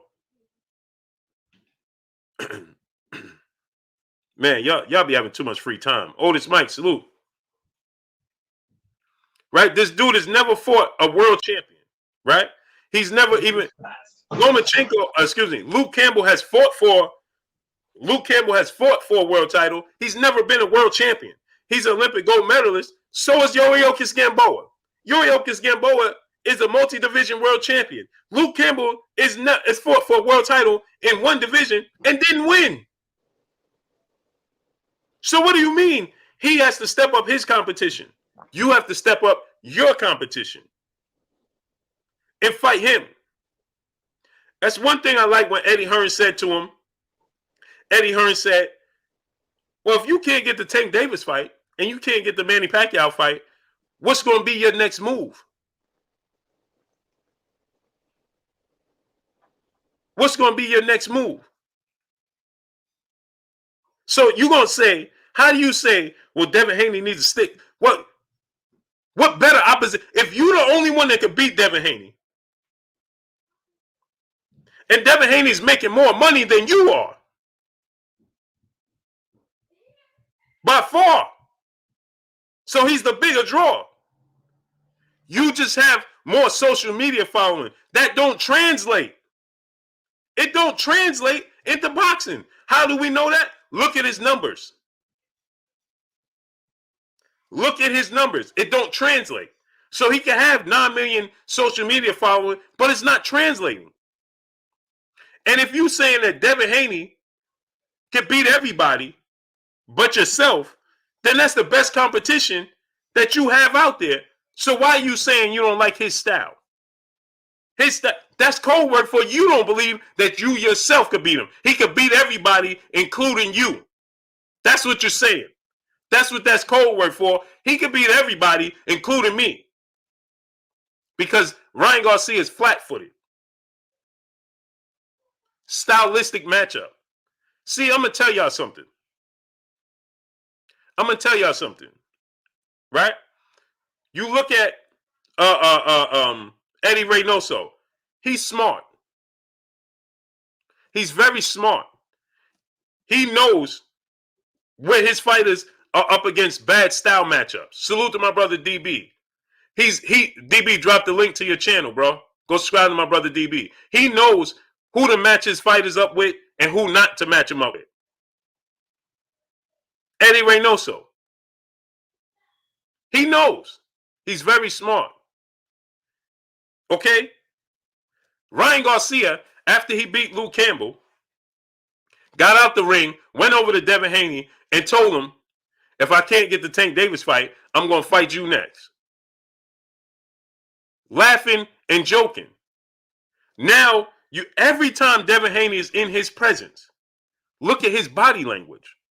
Devin Haney done got in the ring with him, and he mentioned everybody's name but Devin Haney. And somebody explain this to me, then we're going to get to my brother, Kurt Anderson, a.k.a. Kurt Sugar, a.k.a. the historian, my brother, my co-host. What's goody with you, Kurt? Hey, Blue, man, what's going on with you, man? I hear you cooking. You cooking, brother. What's up, chat? How's everybody on this Monday evening? I had to, Kurt, because this is hurting the sport of boxing. So when you get this, now Ryan Garcia, right, Kurt? Devin Haney done got in the ring with him. He done mentioned everybody's name but Devin Haney. And this is something I can't understand. Since when do fighters want to get in the ring with a fighter that can knock them out over a fighter that gonna box? You know why? Because they don't like that boxing style. Because if you're not athletically gifted enough to keep up with a pure boxer, it's an uncomfortable matchup. You don't like it. You want the fighter to listen to what Ryan Garcia said when he talked about Canelo. He said, when talking about Canelo, this is the perfect style matchup. These are the fights that Canelo likes because the fight is going to be right there in front of him. That's what he said. He said, it's just like me. Listen to the telecast. He said, it's just like me. This is the style fight matchup that he loves because he don't have to go looking for the fighter. He's going to be right there in front of him. Right. Because you don't have the athletic ability to keep up with a fighter that's quicker than you. That's why. That's why. So in return to try to get the fans on their side, Tariq Miller, salute, right? To get the fans to agree and to try to persuade the fans why they don't fight these fighters, they tell you that they're boring. But I'm going to do you one better, then we're going to let Kirk get into this, right? Let me ask you a question. Ryan Garcia's style favors that of Floyd Mayweather, right? If Floyd Mayweather was to come back right now and tell Ryan Garcia, let's fight, would he tell him I'm not fighting you because you're boring? It's a question I want to ask you on the chat. If Floyd Mayweather came back right now and said, Ryan Garcia, I want to fight you, Ryan Garcia won't take the fight? He's going to say, well, you don't get knockouts, and I don't like your style, and I'm not going to fight you. Would he say that? Or would he jump at the opportunity? See, because right now, they feel like Devin Haney's in a position where they could overlook him because the fans are going to overlook it. Because the fans are going to agree, because the fans are going to go look at Instagram and look at the numbers on Instagram and say, oh, yeah, look how many Instagram followers he has to him. Well, let me tell you something. I'm going to do you one better. The highest grosser in boxing right now is Errol Spence, and he doesn't even have 1 million social media followers. Ryan Garcia did $350,000 at the gate. Errol Spence did almost $3 million. Ryan Garcia has 9 million social media followers. Errol Spence don't even have 1 million. I think Errol Spence has like 750,000. He don't have 1 million. He don't even have 1 million social media followers. Not even 1 million. Let's just look at the numbers, right? This is a fact. So this lets you know that has nothing to do with it. It has nothing. Errol Spence has 736,000 social media followers.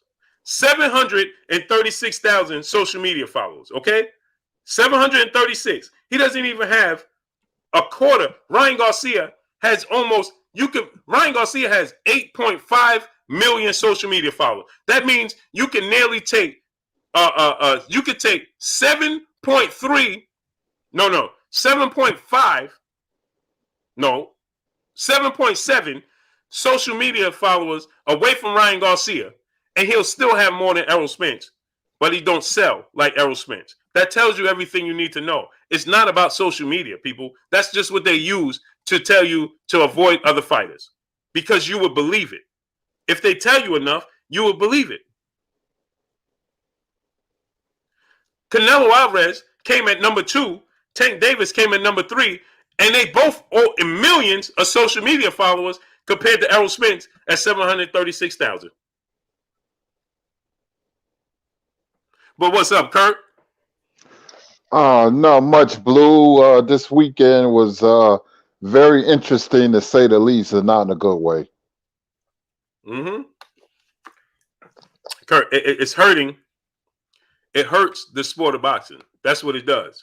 Salute to my brother, Carolina Ryder, coming through, dropping up Hundo in the super chat. He says, salute to my brother, Carolina Ryder, coming through, studding up, man. We've got to have that guy on the show. Carolina, man, you always supporting us, man. Thank you, very much, man, for your support. And everybody in the chat, thank you for your support. But I want to get to Canelo. See, when boxing make these guys like Yildirim mandatories, and you have top-notch fighters have to fight guys like that, then it makes the sport of boxing, it makes it look really bad. It gives the sport a black eye. But this could have been avoided if Canelo would have just went a different direction. If he seemed like he didn't want the belt when Benavidez had it. And I'm like saying to myself, wait a minute, Liam Smith, Rocky Fielding, which was a travesty, now Yildirim. And I'm thinking, this is a bum bash. And he has a good resume, but we cannot have fights like Canelo Alvarez versus Yildirim. We cannot do it. Yildirim didn't belong in the ring. And we all knew it was going to be a bad fight. But Blue, it was worse than I thought. The guy didn't throw no punches. I know it's not Canelo's fault, but he was involved. He was involved. You cannot fight guys like Yildirim and Rocky Fielding again. You can't do it. You're too big of a brand to be in a ring with guys like that. You wonder why it's so easy to make fights that's mismatches. And the fights we should be watching, they're so difficult because somebody don't want to get in the ring. But it's easy for you to fight the Yildirims and the Rocky Fieldings of the world and Liam Smith. I just don't get it. I was like, really upset, because as much as I love boxing, I said, this is a travesty, man. This is a travesty. And I look at boxing objectively. If the guy does well and he beat top level competition, then I give him his props. But when he face certain fighters that don't belong in a ring with him, and you're in a ring with him, you have to share the blame. And so I'm gonna give him constructive criticism. So we can't afford to have Canelo fight these guys again, man. I think you had the WBC president apologizing for this debacle of a fight. Mm-hmm. Salute the weigh-in the super chat. Salute, Brother Blue, the weigh-in show in the house. Salute to my brother, the weigh-in. Salute to y'all, man. Salute to my brother, Amazing Wade, my brother in the super chat. He said, let's call a spade a spade. The fighting style excuse is a cop-out to cover up their fear of losing. This is a fact. And it's not even that amazing way. It's how they lose. You see what I'm saying? They know see, people act like the Floyd Mayweather fight with Canelo occurred. They act like that didn't happen because he lost every single round. He lost every single round in that fight, Kurt. And so they just dismiss it. You know, it's something so bad, you just act like it never happened. And they know. Go ahead, Kurt. No, I'm sorry. That's the way. I'm gonna tell you what's gonna happen. Because I watched I don't know if you saw this, Blue. The post-fight interview with Ryan Garcia and what's the two other guys, Ak and Barack. Ak and Barack, yeah. You talking about on the Canelo gravy train? I could not believe what I was hearing. I'm gonna tell you what's gonna happen. This is the propaganda I call about Canelo. You know, they already went on a campaign when Lomachenko lost and Terrence Crawford was the supposed to be pound for pound fighter. Then, you know, people start calling Canelo pound for pound, and they used it, you know, when they said his name, they used it as a nickname so it could stick in people's minds. The bigger the lie, the more people will believe. So they start saying, and pound for pound king, Canelo Alvarez. All right, that's how the ball is rolling now. Now get this. Then they said he's the best Mexican fighter ever. So disrespectful towards Salvador Sanchez, disrespectful towards Finito Lopez and Julio Cesar Chavez Sr. I think Juan Manuel Marquez saw all this coming. He criticizes Canelo a lot, and Canelo fans don't like Marquez for it. I have a different take. I believe he saw all this coming. Eric Morales and Marquez saying, no, he's not the best Mexican fighter ever. But if he keeps winning, they're gonna start comparing him to Sugar Ray Robinson and Muhammad Ali, Marvin Hagler. Watch what I tell you. They're gonna start doing that if he keeps winning. Now, if he beats Billy Joe Sanders, which he would, he's going to beat him, and Caleb Plant. You know, you're gonna start hearing whispers. You know, because Ryan Garcia got the ball rolling. He said, not one of the best Mexican fighters of all time, but best fighters, one of the best fighters of all time. Then you're gonna start hearing, you know, he will beat Mayweather right now. Stupid. Mayweather in his mid-40s and in a different weight class than he used to. They're gonna try to erase the Mayweather victory, and they're gonna use him being young at the age of 23. When people say that to me, I said, well, you have to remember, Leon Spinks beat Muhammad Ali after only 8 fights. Roberto Benitez won the title at 17. So you can't use that as an excuse. He lost every round. And talk about Canelo, Blue. You notice how average he looks when he fights top level competition? Go look at the 2 Golovkin fights, the Lara fights. He doesn't have that breakout victory where he slaughters a top-notch fighter.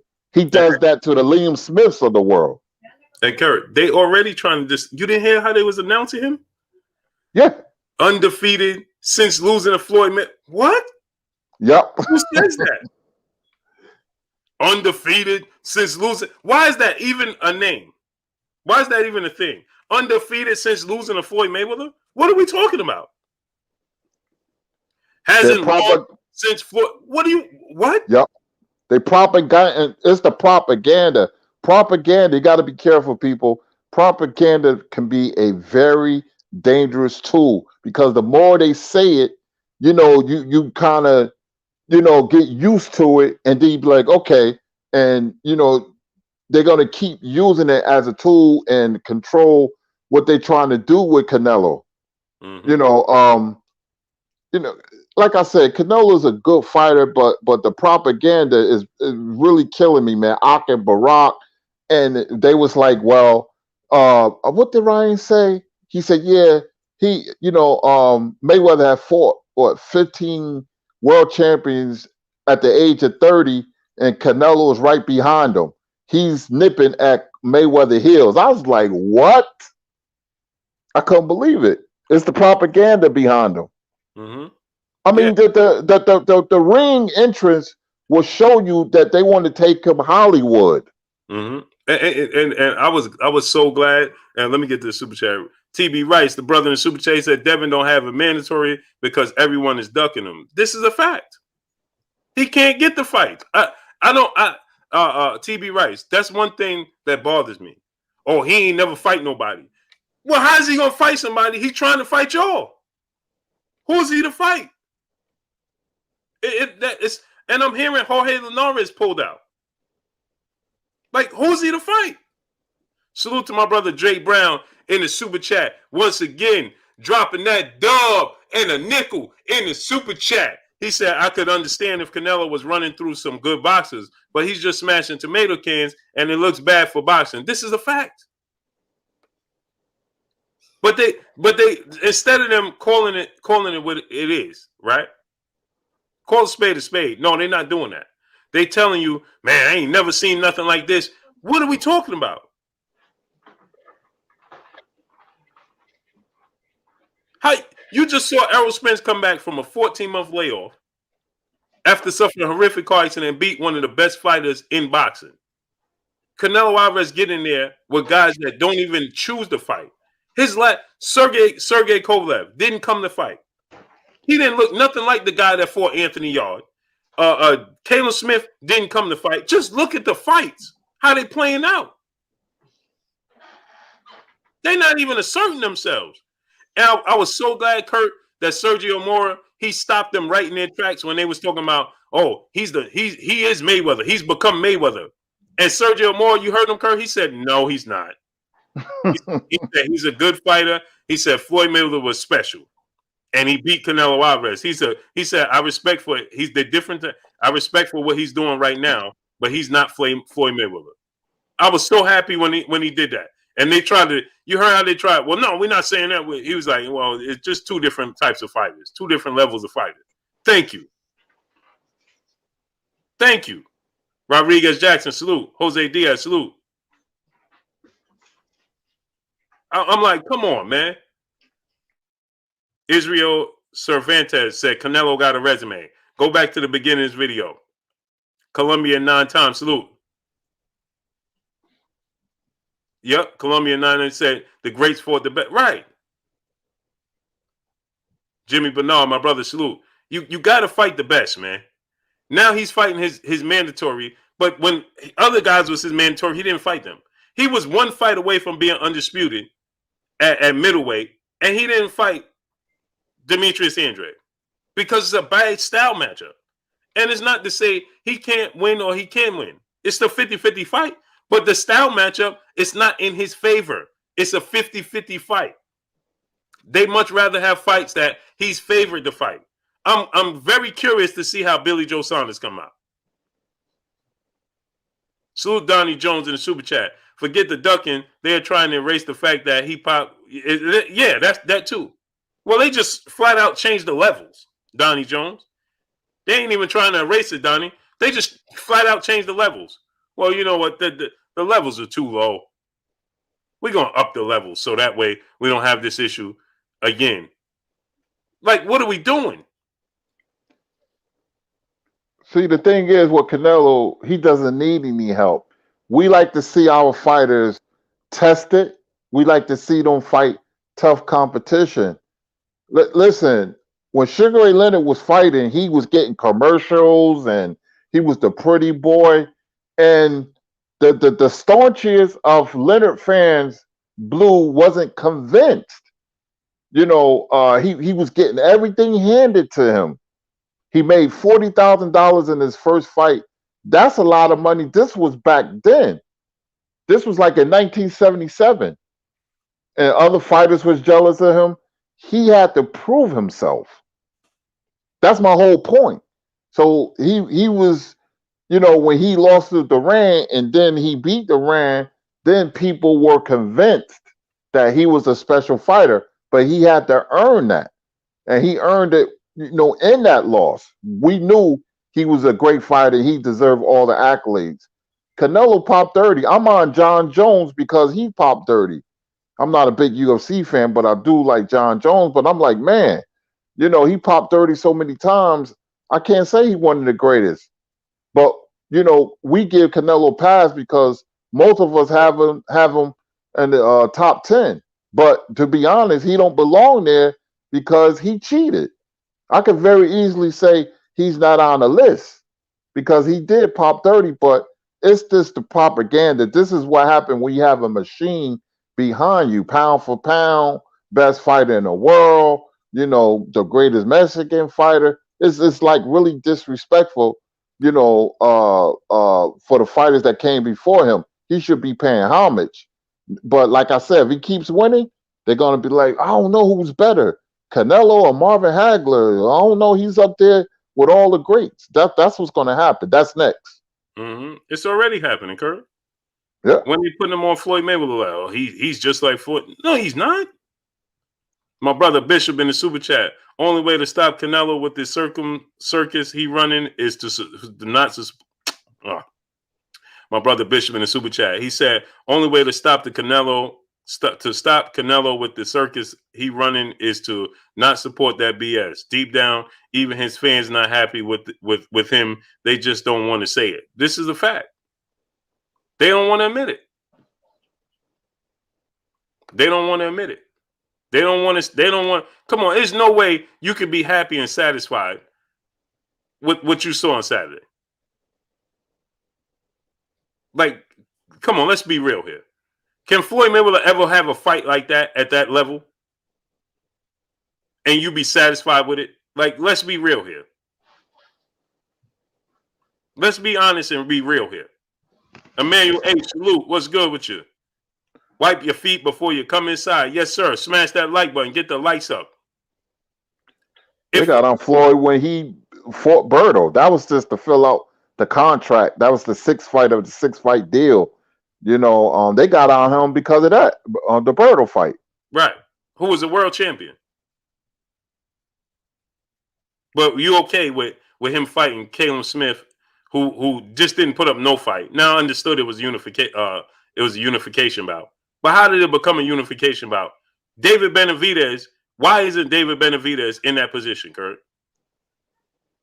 And the WBC is like, well, we're gonna reevaluate. David Benavidez didn't lose in the ring, Kurt?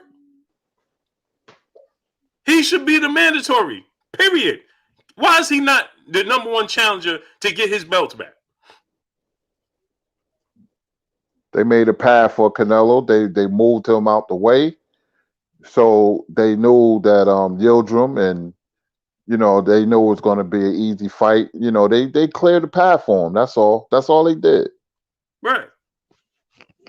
So, hey Kurt, when David Benavidez before he lost his belt on the scale, we heard no talk about Canelo Alvarez versus David Benavidez. You heard from one side. David Benavidez side. He was the only one saying, I want to fight Canelo. You never heard Canelo say anything about fighting David Benavidez. Nothing. Not one thing. As soon as he lose the belt, Canelo Alvarez petitioned, and the WBC, they admitted. Kenneth Pinckney, salute. Oakland man, salute. They admitted, they said Fabian Maxima, salute. They said that Canelo Alvarez petitioned him, and they had 31, Kurt, get this, 31 out of 32 votes was on board with him fighting Avni Yildirim. Really? Really? 31 out of 32 people was on board with him fighting Avni Yildirim, Kurt? Really? Really? Salute to my brother, Emmanuel H., a.k.a. Super Chat E, coming through, stunning up, dropping that 200 in the Super Chat on us, Kurt. He says, salute, Blue, Kurt, and people's in the chat. Great day indeed. My firstborn just came into the world. Blessed beyond belief. Here at the hospital getting these facts and having baby boy off early out of the boxing world. Oh, man. Congratulations, bro. Oh, that's a blessing, bro. Man, congratulations, man. Congrats. Wholeheartedly. Man, congrats to you, bro. That's a great thing, man. Oh, man. Firstborn too, man.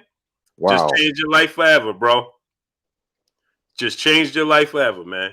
You know me. I'm 9 times over, so you know what I'm saying?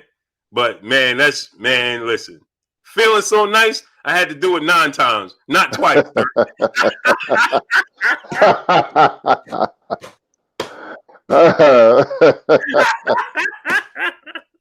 That's hey, you're a father. That's a beautiful thing, man. Oh man, it's nothing Raising kids. I absolutely love it. It's a beautiful thing, man. I love my son.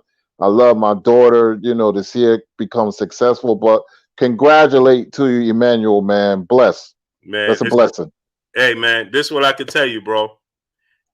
Enjoy every single moment.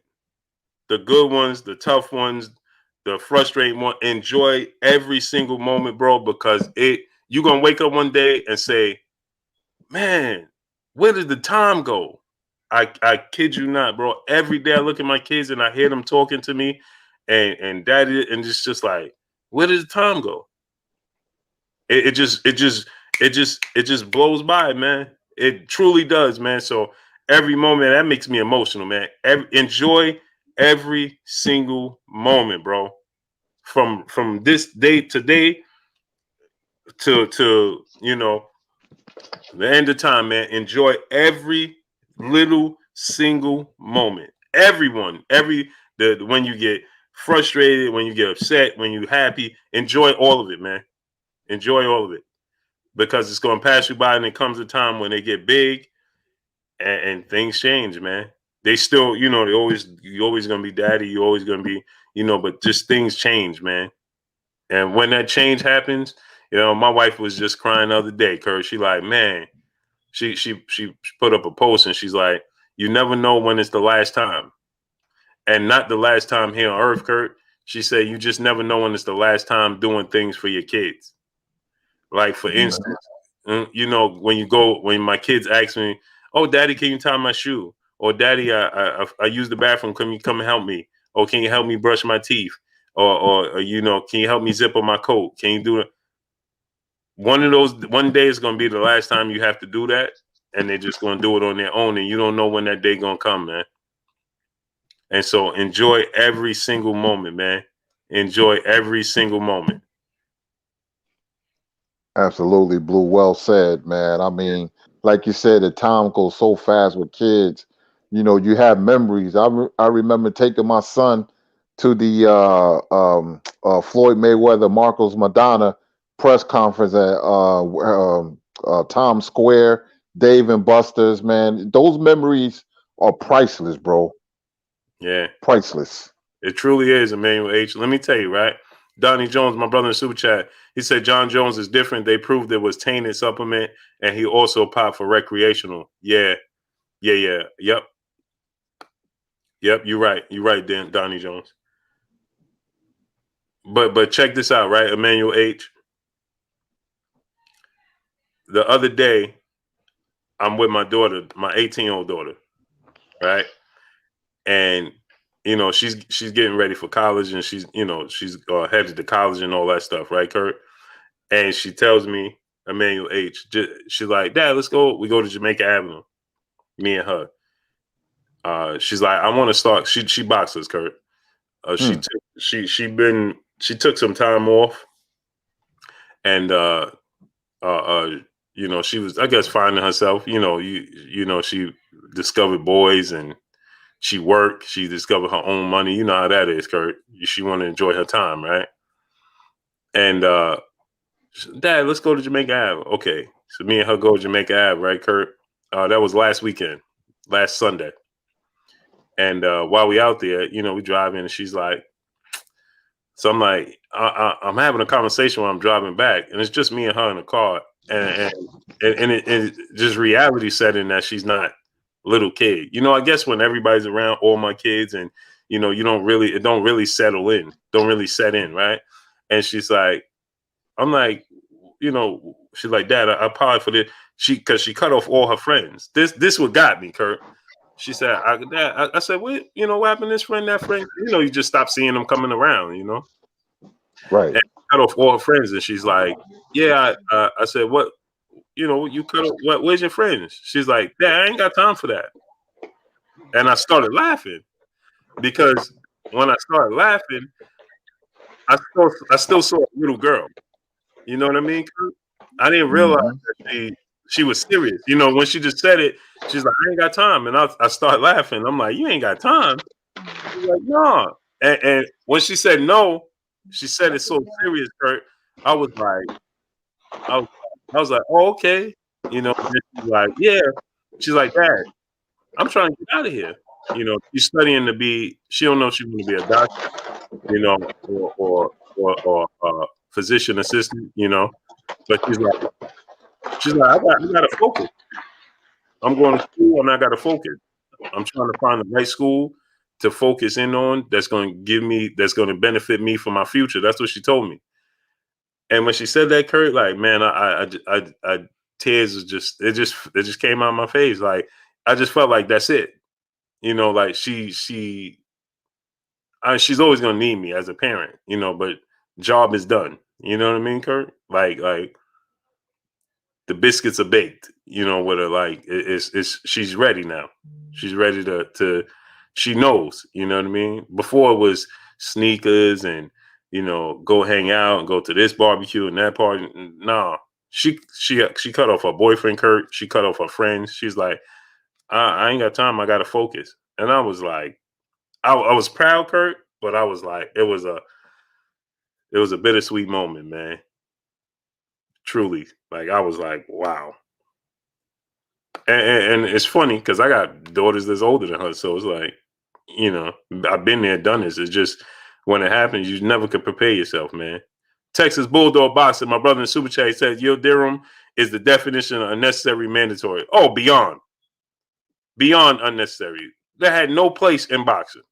Hey man, when he went, salute to my brother Bishop in the Super Chat once again. He said, shout out to Bill also for having the best 135 pounder in the world, which is also one of my favorite fighters currently. I tell everybody in Philly about Dev. Yeah, man, Dev is special, man. He's special. He's truly special. And they see he's special. They ain't avoiding him for no reason. They see the special in him, just like we do. So in return, they always gonna tell you who is he beat or he ain't excited. Come on, man. Come on, man. Larry Ebron Smith, my brother in the Super Chat, dropping that dub on us in the Super Chat. He said they keep trying to fool the fans into thinking these guys on Floyd level. First Loma, now Canelo. Shaking my head. Make these guys earn the recognition. Hashtag LDBC. Yes, sir. Facts. Yeah. They trying to talk their way into, like, you can't do it. Salute my brother IML Will. Go subscribe to my brother IML Will. You know what I'm saying? You know, so Surret 357, salute. Yeah, man. You know, so it hurts the sport of boxing, man. And that's what it's too many fans today, Tom. Too many fans today are enamored with fighters and not the sport. I'm gonna say it again. It's too many fans out there that are enamored with the fighters and not the sport. And ultimately, it hurts the sport. You have to be Vern G. Salute. You have to be attached to the sport. Yes, it's good to be a fan. You see, it's just this. I taught myself. I've been a 49er fan since 82, 83. Same time I've been a Chicago Bulls fan since 82, 83. I've been a Yankee fan since I came out the womb. I ain't have no choice.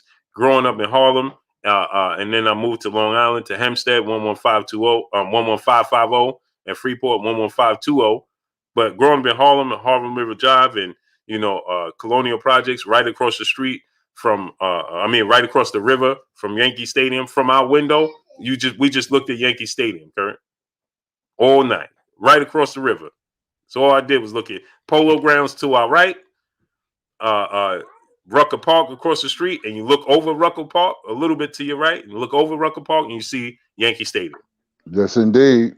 Yeah, and so that I ain't had no choice. My grandfather, my family, only one of my uncles is a Mets fan, and I think he just simply became a Mets fan just to spite my grandfather. Like, you can't tell me, right? Juan Flores, salute. Don't stop blocking people for having an opinion, people. Stop blocking people for having an opinion. We got to relax. Let's relax on that. Relax on that. Juan Flores said they blocking. Stop blocking people, man. It's okay for people to have a difference of opinion. Obsidian Lion, salute. The code keeper, salute. Knuckle up, salute. Come on, man. Xavier Jones, salute. Let's not block Birdie 46, salute. Jamal Henderson, Marcus Harbo, salute. Don't block people for having their own opinion, difference of opinion. It's okay. That's what we're here for. If we all have the same mindset, then something's wrong. So let them have. They could, if they want to agree with Canelo or not, whatever. Ryan Garcia, whatever. Let them have their opinion. It's cool. Don't time them out. Don't block them. Don't do none of that. Yeah, Kurt. So yeah, I was a Yankee fan. I grew up a Yankee fan, but I was saying this to say, Kurt, that I taught myself having greats growing up. Mark Fralin, salute. Having greats growing up. Anthony Kyle, salute. With the teams that I love. I grew up with Joe Montana, then Steve Young, and Jerry Rice. G-Ball, salute. I grew up with Michael Jordan. Michael Jordan, right? And that was always everybody's excuse for why I was a Bulls fan.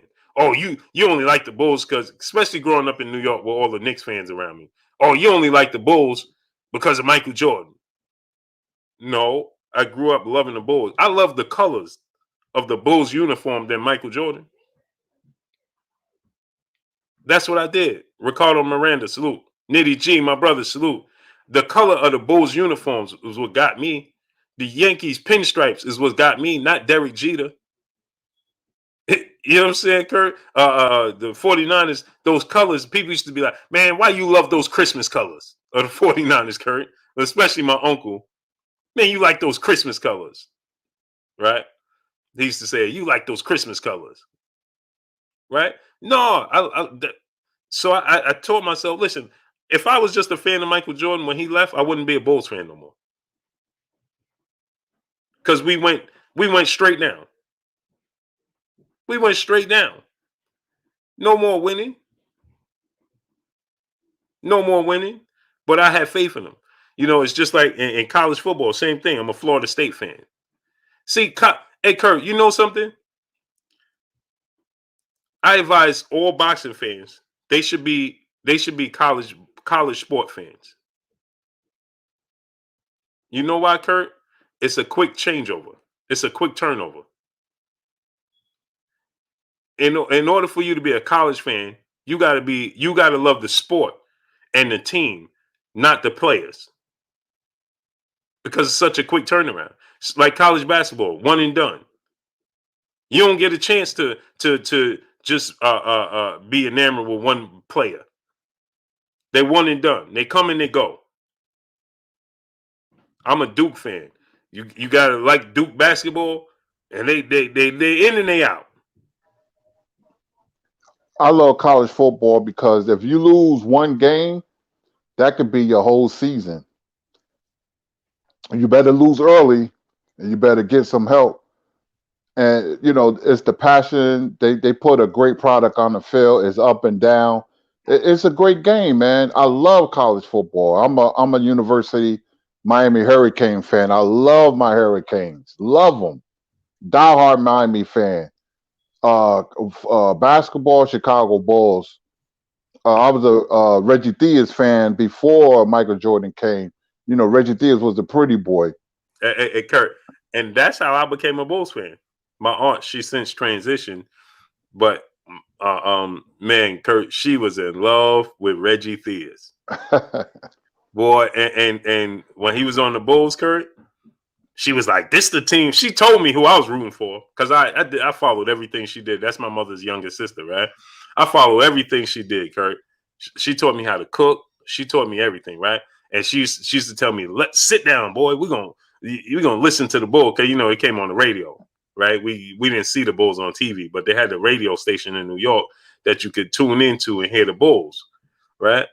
And she used to tell me, "We gonna listen to Reggie Theus, Kurt." And he came to Rucker Park a few times too. And boy, she was in love with Reggie Theus, boy. And she was Kurt, she was solely a bandwagoner. She ain't had no she had no loyalty to no team. As soon as he left Kurt, she was a Detroit Piston, and she used to tell me we are Piston fans now. I'm like, no, I ain't. No, I'm not.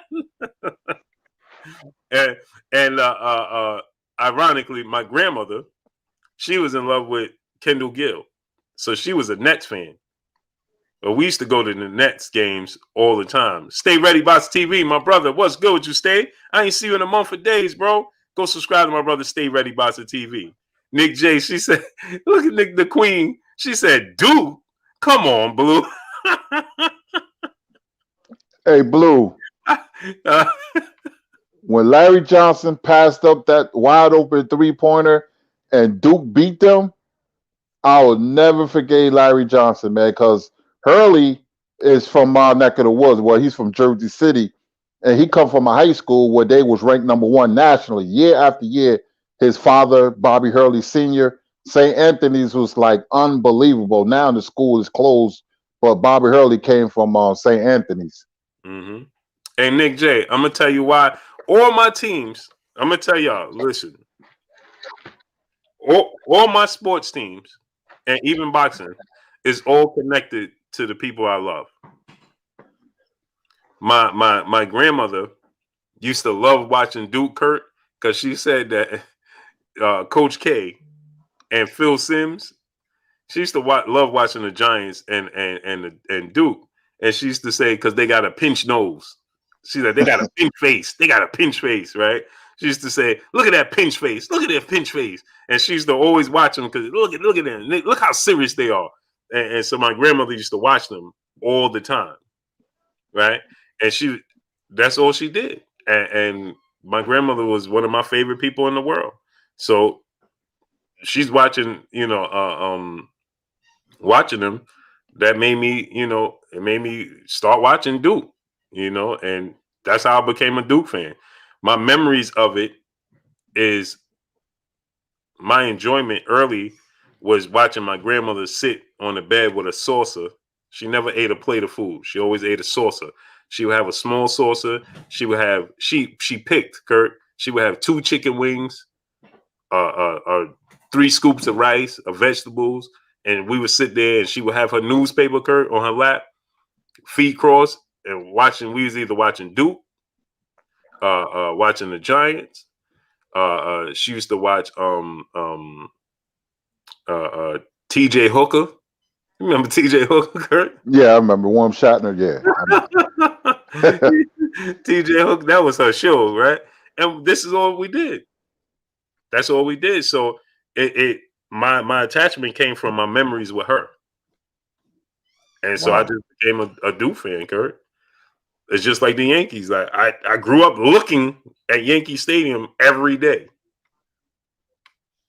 And then when I moved to Long Island and grew up here, going back to Harlem all the time, every weekend, and I grew up going back, taking the train, get off the train, looking at Yankee Stadium.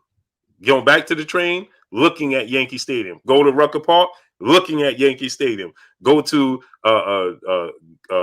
the C-Town, which was different. It was a different supermarket right there, icy place, pizza place. They used to give us the slice of pizza on the silver aluminum. Looking at Yankee Stadium, giving us the beef patties in the bag with nothing. Looking at Yankee. That's my memories of it. That's all I know. Watching dudes go up and down the avenue and on their dirt bikes, motorcycles, and knowing when hey, Magic Johnson is here. Magic Johnson at Rucker Park. Oh, we going down Rucker Park. Oh, Kareem Abdul-Jabbar is here. We going down to Rucker Park. But guess what we looking at? Yankee Stadium.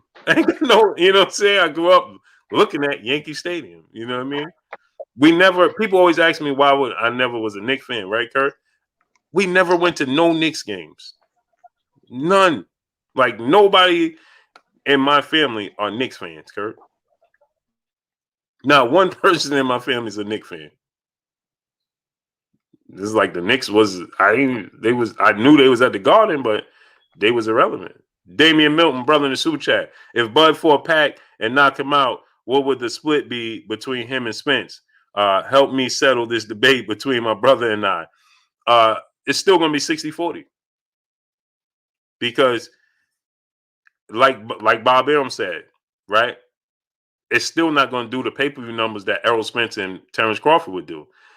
And now, even if he beat Pacquiao, the narrative is going to be he's 42 years old. He don't have a world championship. He lost leverage. He lost leverage. If he would have fought Manny Pacquiao, and on top of this, a fight he'd been chasing for 7 years. So he lost leverage. He don't have a belt. It's just you don't stand much to gain from it. You don't stand much. Now, Errol Spence is going to go and top it off by fighting your Dana Sugis, pick up another belt. It's going to do well because more than likely Errol Spence could call the shots with no hesitation. And more than likely is going to be in Dallas. He's going to do big numbers again. Now he's going to pick up another belt. He's going to be holding 3 belts. He's going to do big numbers again. Like he's just so far behind. He has to beat Sean Porter and Manny Pacquiao. And Errol Spence still going to make an argument because he's playing catch up. He's just playing catch up. Simple as that. People don't want to believe it. They don't want to admit it. But the truth is the truth. He's playing catch up. We're not talking about his skill set in the ring. We're talking about his brand outside the ring. Errol Spence's brand is big. Errol Spence is doing. Look what he just did. He topped Canelo and Tank Davis, the biggest grossing fight in 2020. Like, how do you top that? You can't. Yeah, skill set in the ring says 50-50. Brand outside the ring says Errol Spence is not even close. It's a landslide. And if Errol Spence gets a 3rd belt, he has a 3rd belt now. And it's a respectable opponent. And you could argue your Danish Nugas is a bigger name than everybody Terrence Crawford has fought at welterweight. He's bigger name than your Dana Sugas. He's a bigger name than Jose Benavidez. He's a bigger name or is equal. Well, I won't say Jeff Horn's name is big because he beat Pacquiao. So that's what he was known for. And obviously, Khan is a bigger name. Well, Kell Brook is a bigger name. So, but he's one of the bigger names. He would be what? Kell Brook, Amir Khan is bigger names, no doubt. You could debate Jeff Horn. He would be 3rd biggest name, so it's still a respectable opponent. I mean, he's just losing ground, man. Don't have nothing to do with his skill. See, people confuse his brand outside the ring with his skill set in the ring. That's not what we're talking about. Salute to my brother Drew Titan in the building in the super chat. He said, I used to see a few Yankees on their way to practice on the 4 train. He said that was the only time you saw white people that far in the Bronx during the game. That's a fact. Man, we used to ride that train, man, especially at night. Get back on the train immediately. Panama Jack, salute. Salute to my brother Drew Titan, man. The Drew. Go subscribe to my brother Drew Titan, man. Bronx on deck. Drew, make sure you drop the link to your channel in the chat so that people can subscribe to your channel.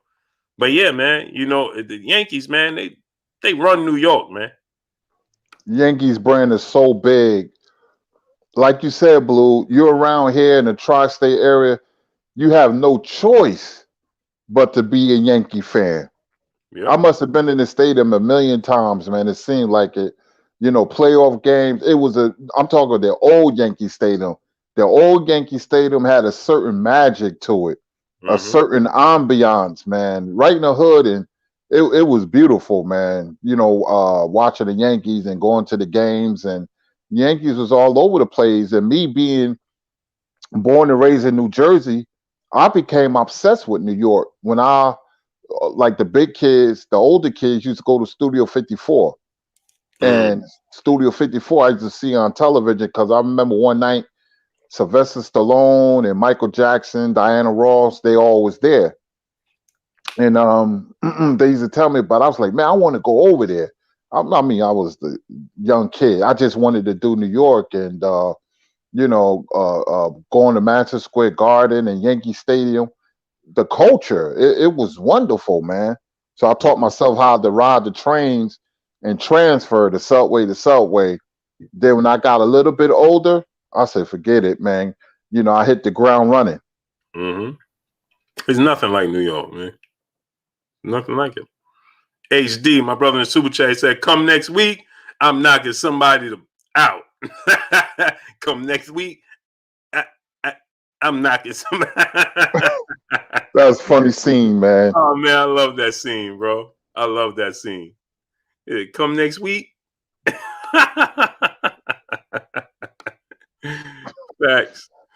Facts, Kurt. Yeah, man. Look at Yankee hats, man. It's a global hat. Like, man, That blue and white Yankee hat it's the hat of all hats, man. And I don't even wear hats. So all my friends had Yankees hats, but I sure did wear that gray Yankee jersey though. Woo, I love those gray away uniforms, man. Woo, woo. Man, that's what I'm saying, Kurt. It's just it's amazing, man. It truly is, man. The Yankee hat. I sometimes I gotta stop myself. Like, you be watching people in different places, different countries, Yankee hats on, and it's like, oh, you got a Yankee. It's so common that you don't blink, and then you realize, like, and then wait, Yankee. The way Yankee fit is everywhere, man. Especially my favorite Yankee fit is the one with the gray underbottom. Woof. I got 3 of them, brand new. Every time I break one in and start wearing it, I buy a new one. Wow. I gotta have 3 on deck, Kurt. I got a little case that I got them in, a hat case. 3 on deck. 2 with the gray underbelly and 1 with the blue underbelly, the all blue. Got them on deck, Kurt. Every time. I never want to get caught without having a crisp, brand new Yankee going somewhere. The Yankee brand, that's crazy. The Yankee brand is so big. It's like the first game of the season, the average Yankee fan be like, we have to win the World Series. Going to the playoffs is not enough. Going to the World Series is not enough. You got to win the whole thing. Yep. I imagine it got to be like that, but it's a bigger brand. But I imagine that's how it is for LA and the Lakers. But the Yankees is a much bigger brand than the Lakers. The brand itself is just bigger. Sean M., my brother in the super chat, dropping that dub on us in the super chat. He said, "Hey Kurt, I want that bet that Errol Spence Jr. will walk down Canelo after the 7th round. Salute to you in blue blood." Oh, Kerry, he want to bet you that Earl gonna walk Canelo down. Right. Well, I don't bet, but I think you're wrong, bro. Earl got a box Canelo. He ain't walking no Canelo down. Canelo built like a tank. If Earl walked Canelo down, Earl getting knocked out. Yeah, you can't. That's not a good game plan.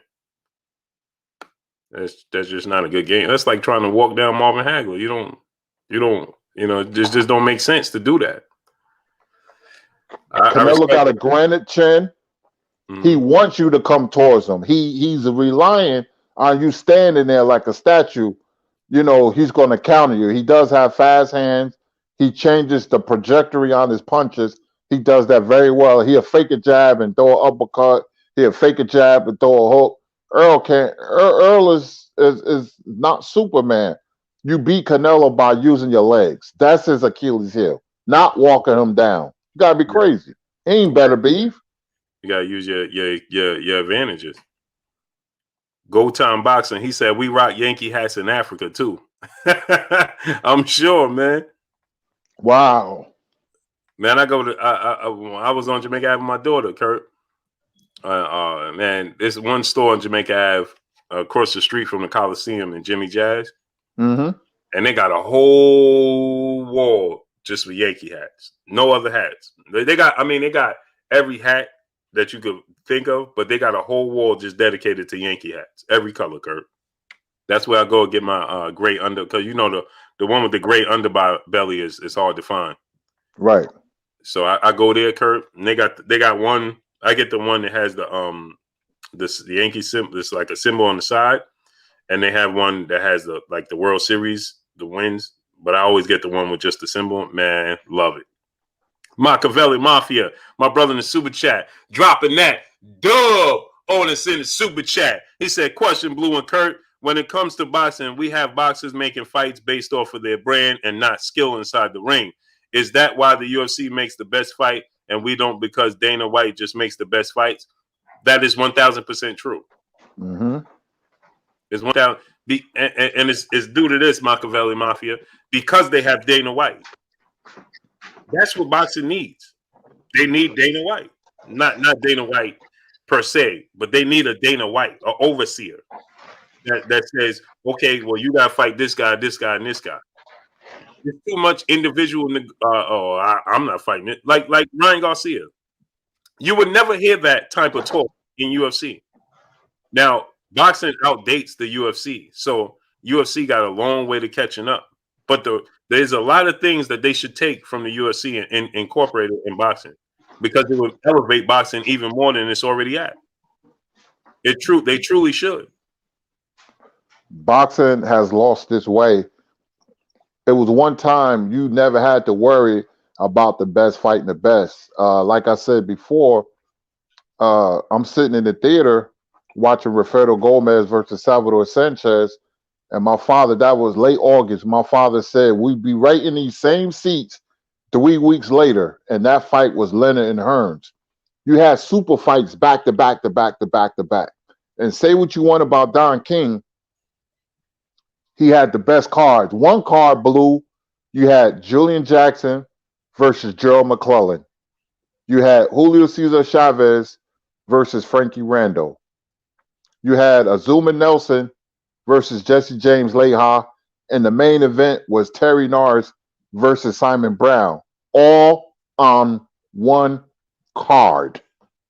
That is ridiculous. That's unheard of. 1994, May 5th. That's unheard of. And that'll never, and see, that's what, and then people will be like, well, we they're happy to see, Don King is not in the sport active like that. Man, you say what you want, man. He gave you the best fights though. All on one card. Remember, Tommy Hearns was on Sugar Ray Leonard undercard when he fought Ayub Kaluli. Marvin Hagler was on Sugar Ray Leonard undercard when he fought Vito Antuofermo. And then the main event was Sugar Ray Leonard versus Roberto Benitez. Those days is gone because now fighters, they just don't have the commitment and the drive to be a star.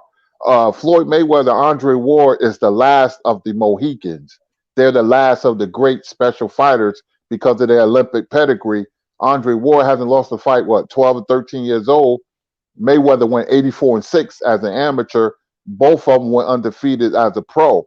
It's going to be a long time before you see guys like that again. So they're very, they was the old school / new school fighter. And you're not going to see that because of the amateur program ain't what it used to be. Mm-hmm. And we're going to get to Andre Ward too, Kurt. I want to ask you about that. Wayman Davis, my brother in the super chat, he said, King, I had to come back and tell the historian that he called it 2 weeks or more that somebody was going to quit on the stool. Kurt keeps sharing them boxing truths and facts, dynamite platform. Salute to you, great brother. Oh, you did call that, Kurt?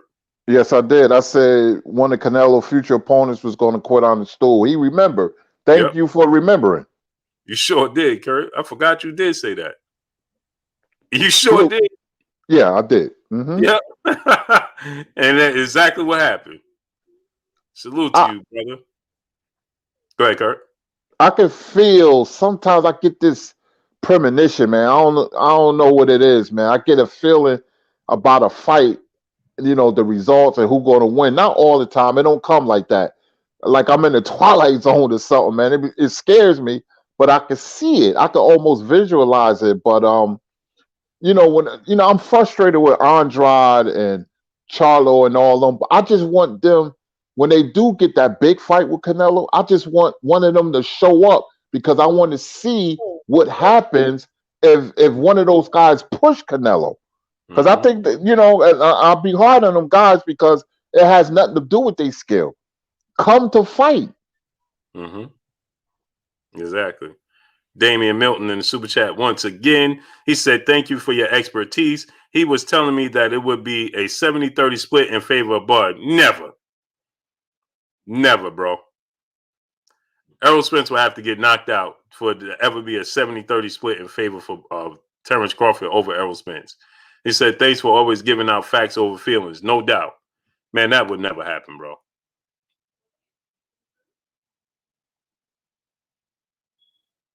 No. That.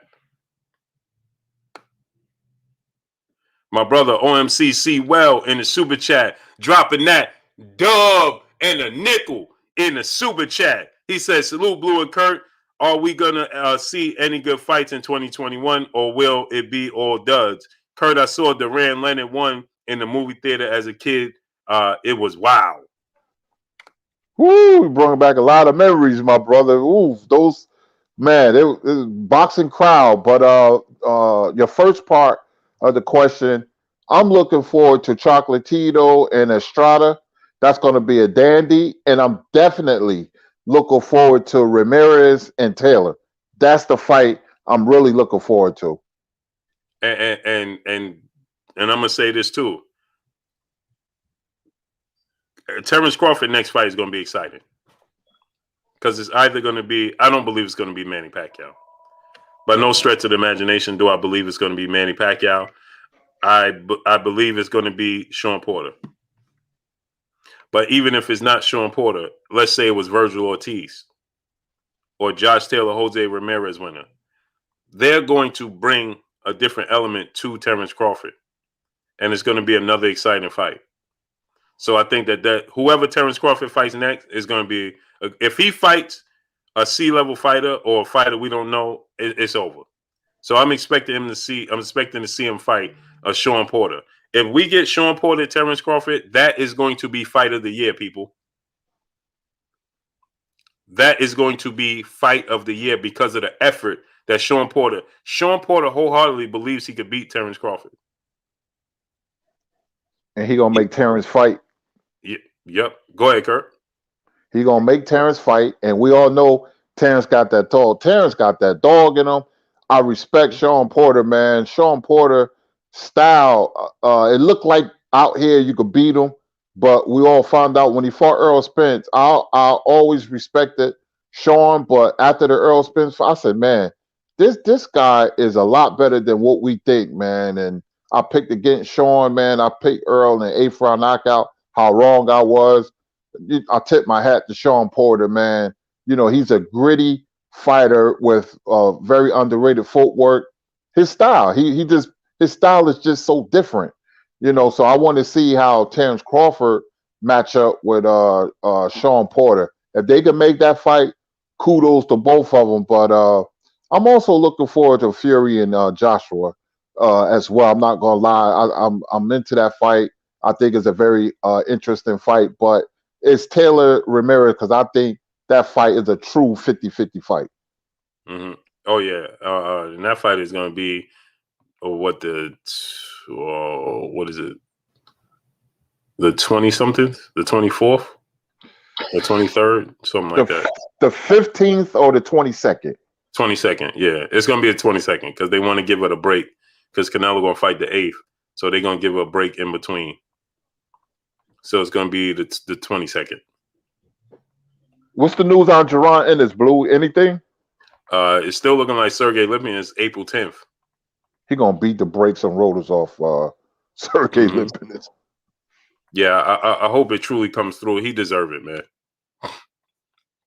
He deserves it. The politics in the sport of boxing, I believe it's going to catch up to him too.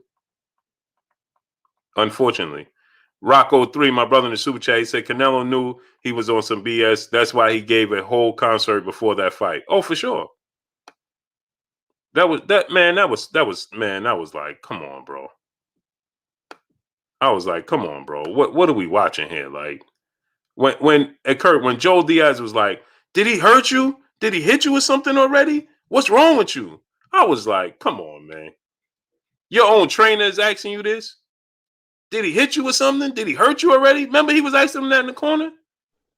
Yep. I went by his face. His face had a sign of resignation already when he got hit with those body shots. I was like, the fight is over. Yeah.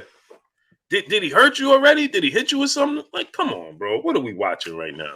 This is and they continuously. I love the fact that Teddy Atlas said the announcers keep saying, what is it going to take to beat Canelo Alvarez? He said, how about fighting some guys that actually could fight?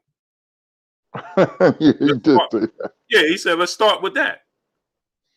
Man, people getting tired of the act, man. They see it for what it is. You can't keep hiding it, man. We can't give us Rocky Fielding and Avni Yildirim and act like we don't see it. Come on, man. People don't want to. They don't want to admit it. But now you're getting people. And when you see, Kurt, when I see other fighters, his peers, agreeing like, man, that was amazing. What? Yeah. What are you talking about? That was amazing.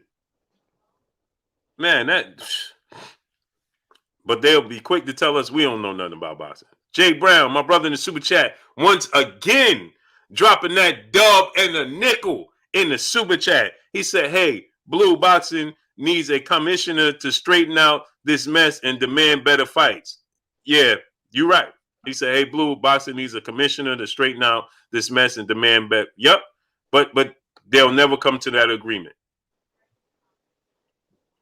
They'll never come to that agreement. Too much money circling. The sanctioning bodies don't want to be policed by anybody, so you will never see it. Yep. They have too much power. Nobody wants to give up their power. So boxing is going to keep on keeping on. Yep. It makes all the sense, but you'll never see it. My brother Philip D. Redden Jr. in the super chat. Appreciate you, King. Coming through and showing love, man. I appreciate you 1,000%, great brother. Philip D. Redden Jr., man. What's good, man? I ain't see you in a month of days, too, bro. I knew you. I ain't see you in a while. We got KDDR7989 in the super chat. Dana White going to make a big splash in boxing, big time. Zuffa Boxing and WWE, IMG in the next 2 years, in my opinion. There already was rumbles, them buying the PBC. The thing is, unless he removes the sanction money, like Kurt just said, is but so much he could do. Tay Brown, peace of blessings, Queen. Where you been at today? Salute to the 11520. My brother Pac-Man ATL Tay in the building. What's good with you, Tay? Okay. Salute to my brother Tay.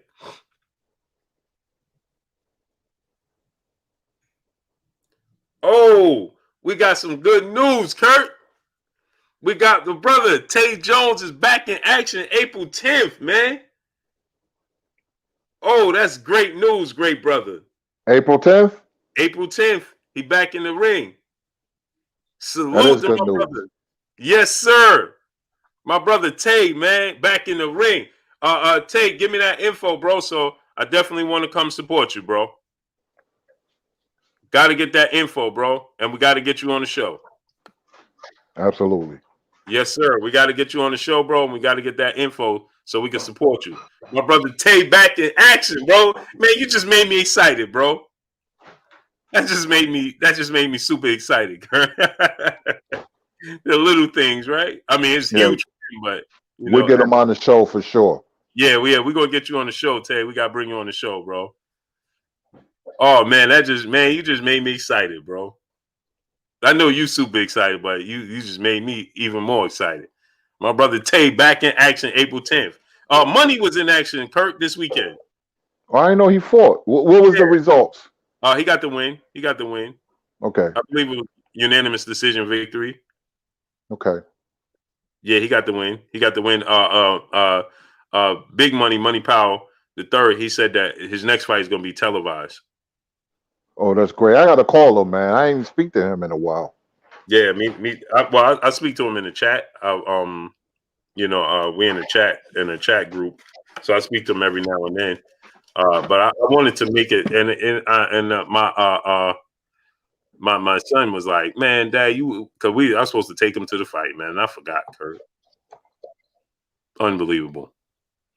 I completely forgot because I told Money I was going to get back to him, that I wanted to go to the fight and take my son, and I completely forgot to get back to him to get he was giving me the information. So the next fight I'll be there, but Tay, I'm definitely gonna bring my son to that. So,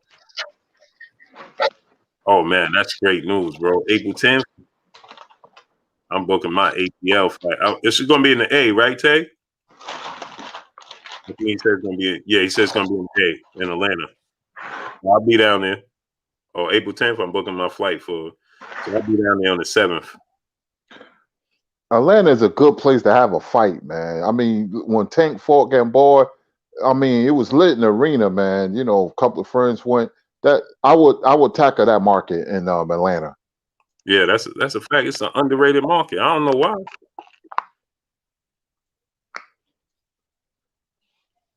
Panama Jack, he said you was on MREC TV last week. Yeah, that's my brother right there, man. Salute to my brother MREC TV. It's my bro right there. Yeah, I watch him and Amina. Amina, that's Ty King Alive wife, Kurt, that came on Friday. Yeah, that's right. I gotta watch that channel, man. You said she'd be dropping knowledge, huh? Oh man, Kurt. Whew. Whew. So much knowledge, so they removed him twice. Put it that way, Kurt. They removed him twice. So yeah. Yeah, that's my bro right there, MREC TV, man. For real, for real. Yeah, Kurt. So what you think about Andre Ward? He said that he's coming back. He slid it in. Now, first of all, Kurt, when I saw them training footages, I'm like, he ain't training just to stay in shape. He ain't shadow boxing and doing all that just to stay in shape. You know what I mean, Kurt? So, well, you know, he was hinting at all this Canelo Alvarez talk is coming out. What you think about him? Because I'm like, he could stop Canelo. He's big enough. He's strong enough. He's accurate enough. He's skilled enough. What you think about that, Kurt? If he's anything like he was before, I would say 80%, because 4 years is 4 years. Fighters have done it before, but if he's anything remotely close, then he can beat Canelo Alvarez. But if he slipped to the point where he's nothing like he was, then he's going to lose. It'll be interesting, you know, because I've seen some footage of him training, and the way he's training is like, you know, he's coming back. So, you know, we'll see what's going on. But if he's like 85% or 80%, because Andre Ward was a special fighter, and it's a bad style matchup for Canelo. Canelo's going to have to rely on Russ to beat Andre Ward. That is if he's 80% is what he used to be. Now, what would you want to see him do first? How would you approach it, bringing him back? I would have 2 tune-ups, then I will go for Canelo. Yeah. Yeah. AMG2, salute. Yeah, I would love to see it, Kurt. I would love to see it, man. I mean, Felix Trinidad took 2 years off and he beat Ricardo Mayorga. Leonard took 2.5 years off. He came back and beat Marvin Hagler. It could be done. And what George Foreman did was ridiculous. You know, all those years. But he could be effective, but he has to have 2 tune-ups at least and then fight Canelo. Yeah. Sean M., the brother in Super Chat, he said, peace, Kings. Kurt, what's your cash app? I would bless you too, King. Much respect to you both. Salute 100. Thank you very much. I appreciate it. $sign Curtis Anderson. That's all. Yep. Let me put it. No. What I'm talking about. $sign Kurt Sugar. I should know better.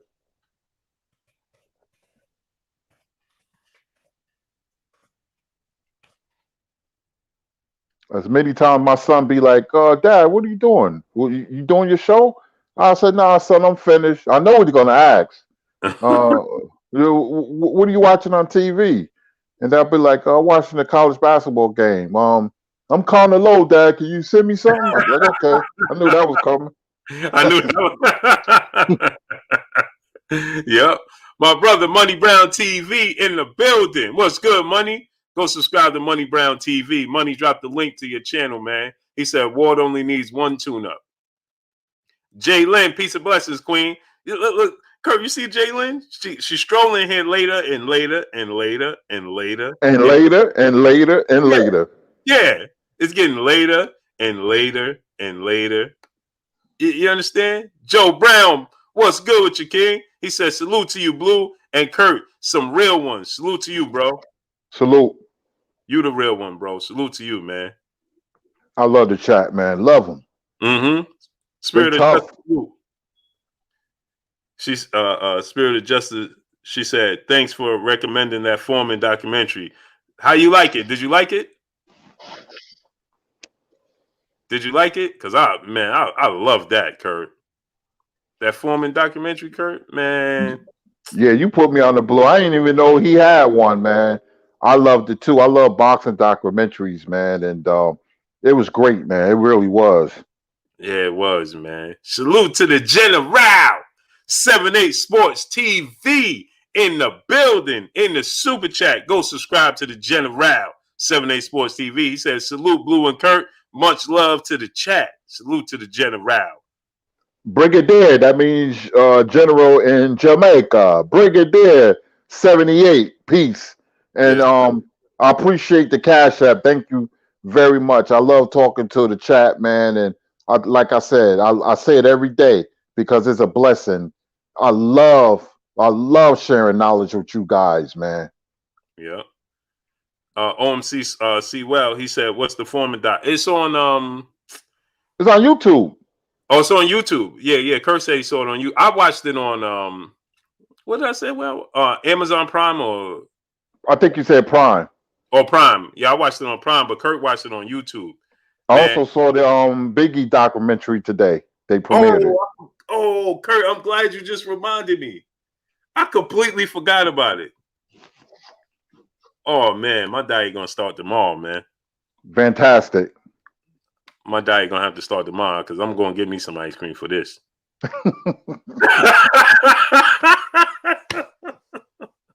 Man, what an MC, man. What an MC. His cadence was unbelievable. Taylor Bell, man, we love you too, man. He said we love you, Kurt and Blue. Salute to you, King.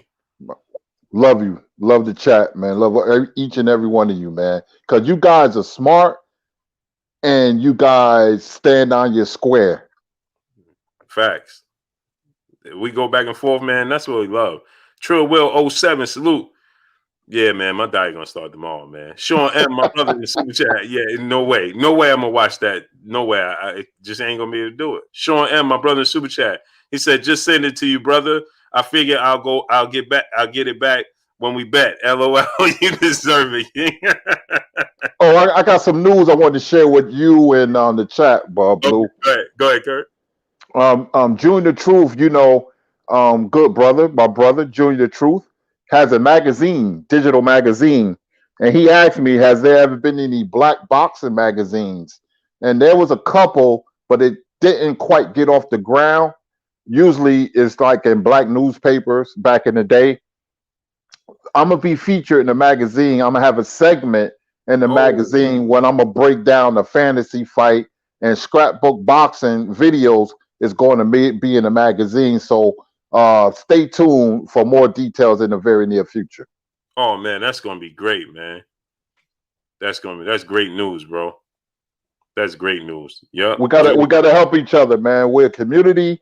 More importantly, we're a family. We're supposed to have each other's back, and that's what it is, man. I think of the LDBC like that. That's what it's all about, man. We protect certain fighters. I don't care race, color, creed. When we see a wrongdoing, we're gonna call them out on it, and that's our job. That's a fact. Birdie 46, salute. We're gonna get these last couple of super chats, then get out of here, Kurt. And S, my brother in the super chat, y'all need to check out that Jack Johnson documentary. Forming one of my favorites, also. Which one? Because there's a few Jack Johnson ones. He might be talking about Unforgivable Blackness. That's the best boxing documentary ever. Yeah, that's the best one. Is that the one you talking about? Because I love that one, and I love the Sugar Ray Robinson one too, Kurt. That Sugar Ray Robinson one, boy. Yeah, It should be a movie about him. Yeah, that Sugar Ray Robinson one was, man. That's my all-time favorite one. That's my all-time favorite one. That Sugar Ray Robinson one, man. Just the knowledge, just knowing that's not even his name. There's so much info in there, man. Yeah, he said, yeah, that's the one he's talking about, Kurt. Man, that one is my favorite. Then the Sugar Ray Robinson, but I love that Unforgivable Blackness, man. That was deep, man. Mm-hmm. When he used to drive and get the tickets, Kurt. What'd you say? With Jack Johnson driving and speeding. Oh, that was hilarious. Unreal. Oh man, history. Donnie Jones back in the super chat. He said, "Who's the next Marco Antonio Barrera?" I don't think it is one, bro.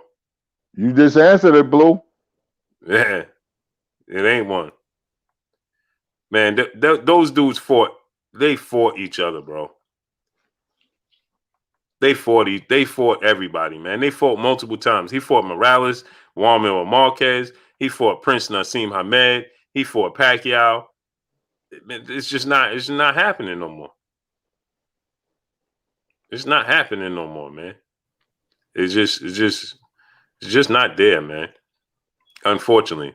How many likes we got though, man? We should be at well past 1.2 likes, man. How many likes we got? Christopher Myers, salute. Man, how many likes we got in the chat, man? Smash the like button. Smash the like button, man. Let's get the likes all the way up, man. Yeah, but Kurt, let's get out of here, man. Let's close it out. Yes, indeed, man. I feel so good when I do this show, man. It's like therapy for me. God closed one door, opened up another, man. Thank you for the Cash App, man, and thank you everybody for your supporting the show. We love, bringing you information and knowledge, and I learn from you guys as well. And I love each and every one of you. We just, like I said, we're a community. More importantly, we're a family, and we'll be talking about some more boxing tomorrow. We got. Do we got fights this weekend? I'm not sure. I got to check my schedule. But we got Clarissa Shields on Friday. That's right. See, I forgot already. Clarissa Shields. Yep. But chat. Blue. Great show, and we will see you tomorrow. My name is Curtis Anderson, aka Kurt Sugar. Oh, we got another super chat. DOG, my brother 215, salute.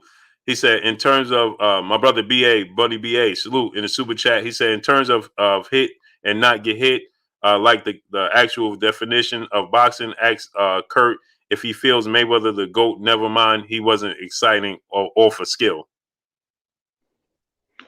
Mayweather is the best defensive fighter I've ever seen in my life, and I got 12,000 fighters in my collection and been watching boxing for 47 years.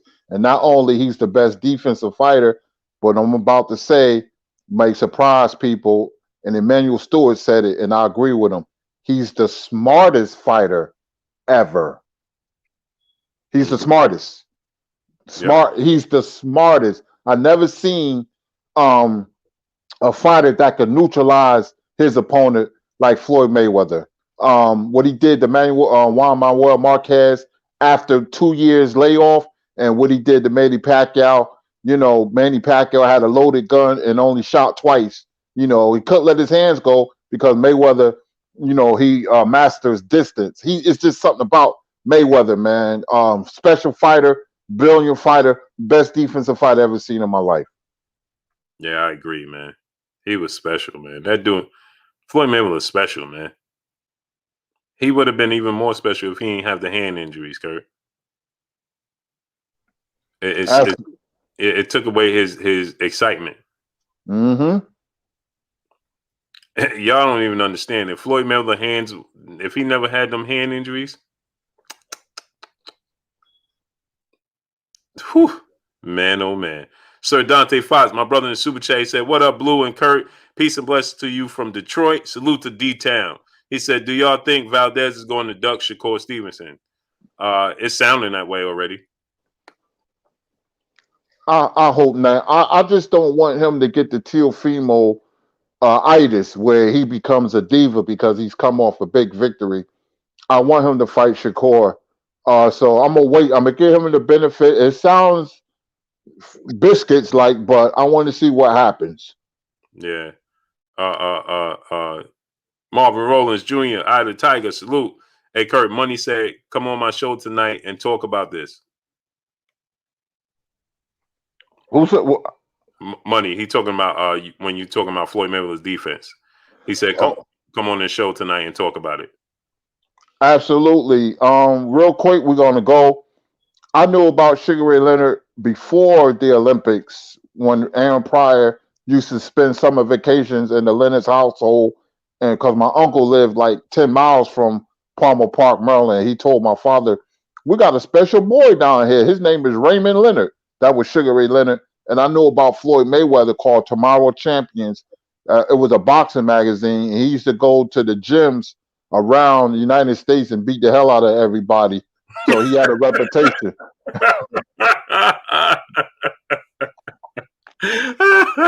Floyd is something different, Kurt. That's why they ducked him. They knew about Floyd. Floyd had a name way before we knew. Yep. Sure did. Jalen, the Queen, said he was hurt. Yeah, he was. His hands was always hurt. It took away from his excitement. It hurt. It truly did, man. But yeah, let's get a Coco the Don Boxing Channel. Salute. What's good with you, man? Let's get out of here. The Nutty T Man. Salute. Y'all already know what it is. It's your boy Blue Blood Sports TV. Hate, like, comment, and subscribe. You haven't subscribed? Hit the subscribe button. Hit the like button. Hit the bell icon to get all the new notifications. Follow us on Instagram at Blue Blood Sports TV. All one word. Y'all already know what it is. Shout out to the entire LDBC. Shout out to New Media. Shout out to Black Media Row. Make sure you like and share these. Make sure you hit the like button and share these videos. So we got for y'all. Peace. Peace.